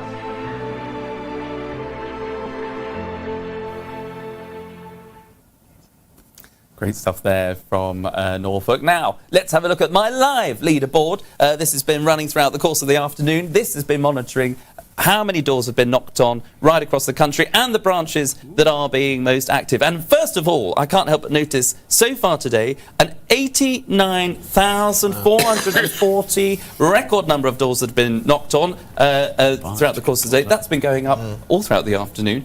56,923 voter IDs collected, and still 246 active branches out on the road. But still in first place, as has led throughout the course of the day, Pontefract, Castleford and Nottingham. You are on course, on track to win that £5,000 cash prize for your local area. Brilliant stuff there, knocking on 2,806 doors. Second place currently, Tameside, knocking on 2,551 doors. That's brilliant stuff. You've held second place for quite some time. And there is a bit of a gap between you and third place, but still in third place, Blackpool and Fleetwood, knocking on 1,846 doors throughout the course of this campaign. Barnet in fourth place, Greenwich in fifth, Hartlepool in sixth. All of that could change, and it will only take just shy of 100 more doors. If Barnet can get out there, I know Layla's gone to Barnet now, if she can encourage just 100 more doors to be knocked on, you will leapfrog into third place. Barnet could be in a shop with that £1,000 cash prize in third place, but Pontefract, Castleford and Nottingham leading the charge, as they have for most of the day. Let's see if we can get this. I'm sure we will. We'll get this total doors knocked on over 90,000. How about 100,000? We'll get to 100,000. Let's get to 100,000 in the next 15 minutes. Why not 100,000? Why not? I think you're absolutely right. Keep knocking on those doors, folks. Keep having those conversations. Keep getting those voter IDs. And keep pushing for that £5,000 cash prize. I know you can do it. And I know one team of people that are looking to do that is the team that we have in the Midlands. That is your Shadow Chancellor, Robert Jenrick, with Reform UK's podcast host, Ray Addison. Hello, chaps. How's it going? Yeah, not too bad. Interesting times, I have to tell you. We were speaking in the last live about some of the antisocial behaviour that we've been experiencing around here. We've just witnessed some. Two groups of young people having a screaming match of each other from one side of the road to the other. Some adults involved in there as well. If you're an adult and you're arguing with a bunch of teenagers on a Saturday night and approaching 6 o'clock, you've got problems, I would suggest to you. I wanted to chat to one of our volunteers here because he ended up mediating a little bit. This is Anthony. He's actually, you won't be surprised to hear, he's a former soldier and he got involved a little bit. Antisocial behaviour, we can't talk about this because the police ended up getting called, so we won't go into any details, but antisocial behaviour like this, it's a bit of a problem around here. It is, and I think it all stems from the lack of the resources and how that's been diminished over the years, especially by our Labour-controlled council on things like the provisions for children, youth centres, activities, things to occupy themselves in a productive way. So, yeah, they have all this time and nothing to do with it, and it doesn't just affect them and their futures. You look at the residents as well that have to deal with it sometimes on a daily basis. It affects them as well, and some of them are elderly. So it is concerning. And you stepped up as a volunteer for Reform UK in this campaign, and you stepped in there as well. Probably speaks to the fact that you have a history of service for this country. Yeah. Definitely. I just want what's best for the residents. Everybody puts a lot into the community but never seem to get rewarded by it, i.e. we can't even get the bins collected, we can't get the potholes mended. So yeah, if we can get the community back together, and I think what the community want is just transparency and honesty from the council instead of being misled, mistruths and things being told on a whim and a prayer, but nothing actually materialises. Yeah, and they've been in charge since 2012, so they really can't escape the responsibility on this one, the Labour Council. Just quickly, a final word, obviously as a veteran yourself, how do you feel, maybe this is more of a national issue, but how do you feel about the treatment of British veterans at the moment? Obviously we know that they struggle with homelessness, often mental health issues as well as a result of their service. Should we be doing more? Definitely, and I think once again it's a systemic failure of not just the Labour government but governments before that, because when you look at the statistics of homeless ex-armed forces people, then that hasn't just happened overnight. This has happened progressively over years. So yes, the government needs to step in and do a lot more for people that ultimately have served our country and made the ultimate sacrifice. If they had to, they would go and do it, and that's why they need to be looked after when they're no longer in the armed forces. Anthony, thank you so much for your time and for your service. We really do appreciate it at Reform UK. Robert, just a very quick final word from you. I think we've got about 45 seconds or so. You've been on the ground here, you've been travelling all over the country, you've had a busy week leading up to this, and how's your week looking ahead over the next few days as well? Well, last week, this week's just gone, I've been in Norfolk, Suffolk, Essex, Romford, Dagenham, East and West Sussex, Hampshire, Newark, my constituency, here in Birmingham today. Next week's going to be exactly the same. everyone in Reform is going to absolutely go for it now for the remaining days until Thursday and until 10 p.m. on Thursday. We've got this incredible opportunity ahead of us to prove that Reform is now not just the official opposition of this country, but the only truly national political party that can win in Scotland and Wales, in England, in big cities like this, in the rural counties like Norfolk, everywhere. So get out there, campaign, knock on doors, talk to your friends and your neighbours, get out the vote, and then on May the 8th, I honestly, truly believe that we're going to see something so seismic when we wake up that morning, and that can be the springboard to winning the next general election. Rob, it looks like it's going to potentially be an absolutely glorious day. Just want to say thank you to all of the volunteers here who've been taking part, canvassing out with Rob. They've been getting very active, spreading the word, not just today, of course, for TV purposes, but all throughout the last weeks and months as well. They really are making a huge difference, and we know it's happening all over Britain.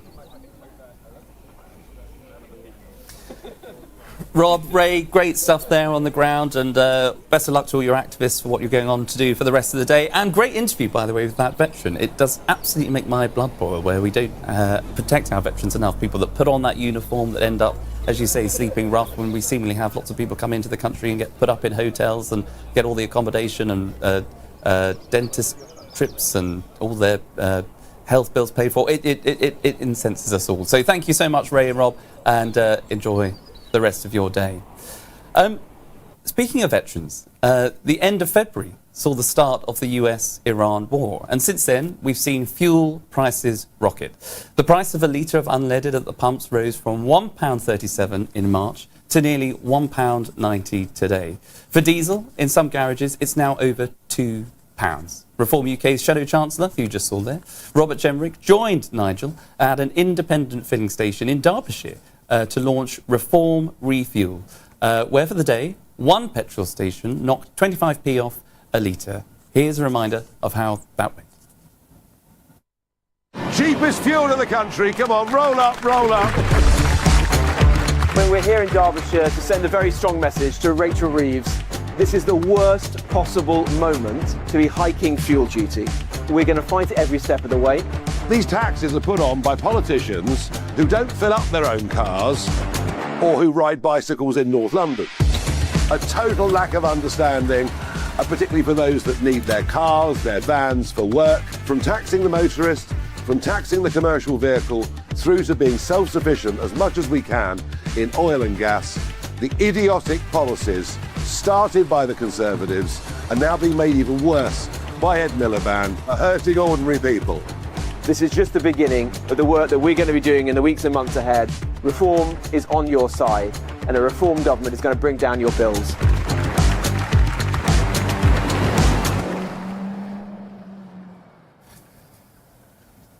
Well, great stuff there, and congratulations if you're one of the lucky ones that had 25p knocked off your litre of fuel. Very good. And if you haven't already done it, speaking of good news, you can download the Reform Go app. This is the place where you can keep up to date with everything going on at Reform, including upcoming events, information how to join, and everything going on not just across the country, but also in your borough or county. Just search Reform Go in the App Store now and download it. It's a great place to go for all the information that you need. And speaking of information, all the information that we need, I'm still joined by Wayne Dola and Harrison Allman-Vardy. Very nice to see you both. Thank you for still sticking with me. Just going back to Birmingham where we saw Rob and Ray there, antisocial behaviour, alive and well in Birmingham, bins still not being collected, a council that's been in there, Labour council that's been in there since 2012, all the responsibility should be on that council. It's vital then, isn't it, to vote them out and get somebody else in? Oh, I don't think they'll be in power after Thursday next. And it's whoever takes over, and it looks like it's going to be a coalition of some sort. We're certainly making big inroads. We may be the largest party, but whether we can take the whole city, I'm not sure. Let's be honest about these things. It's going to be an astonishing result anyhow. However, the inability of Labour to be able to do a deal with its own paymasters does seem to be quite odd, doesn't it? The union versus Labour stuff. It's as if both sides seem to just assume that trench warfare is fine. But for the people of Birmingham, who've now suffered well over a year of not having their bins collected. They're having to run their own bins and so on. And so on. This is outrageous. They pay rates for this. They should get a refund. They really should get a refund. And this is, it's a symptomatic of the failure of the old parties. And even where, Reform are doing incredibly well in the polls, and it seems like that they could take a lot of councils. You can't take anything for granted. But as Matt Goodwin was saying earlier on, this is a stepping stone. So even if you don't win a council, one of the councils in the West Midlands, for example, making sure that you have as many councillors there as possible as a springboard to going into what could be a general election in just a couple of years' time, that's vital, isn't it? Absolutely. I mean, there'll be a lot of people, to be frank, on Friday who will start to look at the results, whether they're counting in the day or through the night, where it'll be a case of, it was 4 votes. We missed it by 3 votes. That feeling, that should spur every single person. There will be that, and you've got to remember that though, say, Norfolk, Suffolk, Essex, Hampshire, Walsall, Bradford, these are all going up fully. There are a lot of councils going up in thirds. So we do well this year, do well next year, we take control. But it's not going to be possible to take control this year in many cases. No, but don't let those margins be so thin. But we can provide an opposition for the first time in decades. Don't let those votes. Yeah, exactly. Let's not wake up and lose it by 2 or 3 votes. That it will be absolutely painstaking for us. So let that be the spur on just to do that final street. Knuckle gnawing. Exactly. Well, someone that I know will be going knocking on all the doors and has been. She was here earlier on in the studio, and she'll be wanting to get some of her boroughs up that leaderboard. As we showed earlier on, we can now cut, I'm delighted to say, live to Layla Cullingham, Reform UK's mayoral candidate. Layla, great team of activists there. Tell us where you are and what you're going to be doing. I'm in Cockridge in Barnet. And as you can hear, and the spirit is high here. I don't think there's been a door that hasn't been knocked or got a leaflet. And listen, Barnet's going to have us a great, fantastic surprise on May 7th. Aren't we, guys? Yay! And it started raining and we embrace the rain. Nothing's going to stop us. There you go. Just to show you, I wish I could do a round. There's so many more people than you can see in the screen. Well, that's fantastic stuff, Lily. You've got a huge number of people there. As you say, come rain or shine, it's important to get out and knock on those doors, isn't it? And the message that you'll be taking right across London, what will it be? What's the message? Reform is saving London. We're coming to save London. Voters are not going to be taken for granted anymore in London, and they finally have a choice. And Barnet needs reform. Barnet needs reform. Wide. Get Starmer out. There you go. There you go. Barnet needs reform. Vote reform. Get Starmer out. You heard it there. You heard it there from Layla. Thank you so much for joining us, both in the studio and on the road there, Layla. We'll let you go. We'll let you keep dry. Good luck to all those activists there. Let's take a final look now at my live leaderboard. This has been monitoring all throughout the day how many doors each branch has knocked on and who is in with a shot to win that £5,000 cash prize. Second, picking up £2,500 and third, £1,000. And it is still Pontefract, Castleford and Nottingham in the lead. 2,858 doors knocked throughout this campaign. That is absolutely fantastic. Tameside, second place, 2,605 votes. Blackpool and Fleetwood, strong third there, 2,111. Over 90,000 doors have been knocked on. That is absolutely sensational. 90,781 doors knocked on. 57,692 voter intentions collected. You've got 246 branches. These are branches that some of them are very new, some of them have been going for a couple of years, but the whole party is new. So to have that many people out and about, knocking on doors, having those conversations with people right up and down the country, spreading the message as to why you should vote for Reform UK at these local elections, I think it's absolutely fantastic. A huge congratulations to everybody that has been out and about knocking on those doors. It's been a great day here on the Reform UK's third National Canvassing Day. A huge thank you to all of my guests, including Gwaine and Harrison. Thank you so much for joining us. You can join us again on Wednesday for the next one. This is the night before polling day. It's important to get out and vote. It's been a fantastic atmosphere here. I hope you've enjoyed it and taken the message. Go out and have those conversations. Vote reform at the local elections on the 7th of May.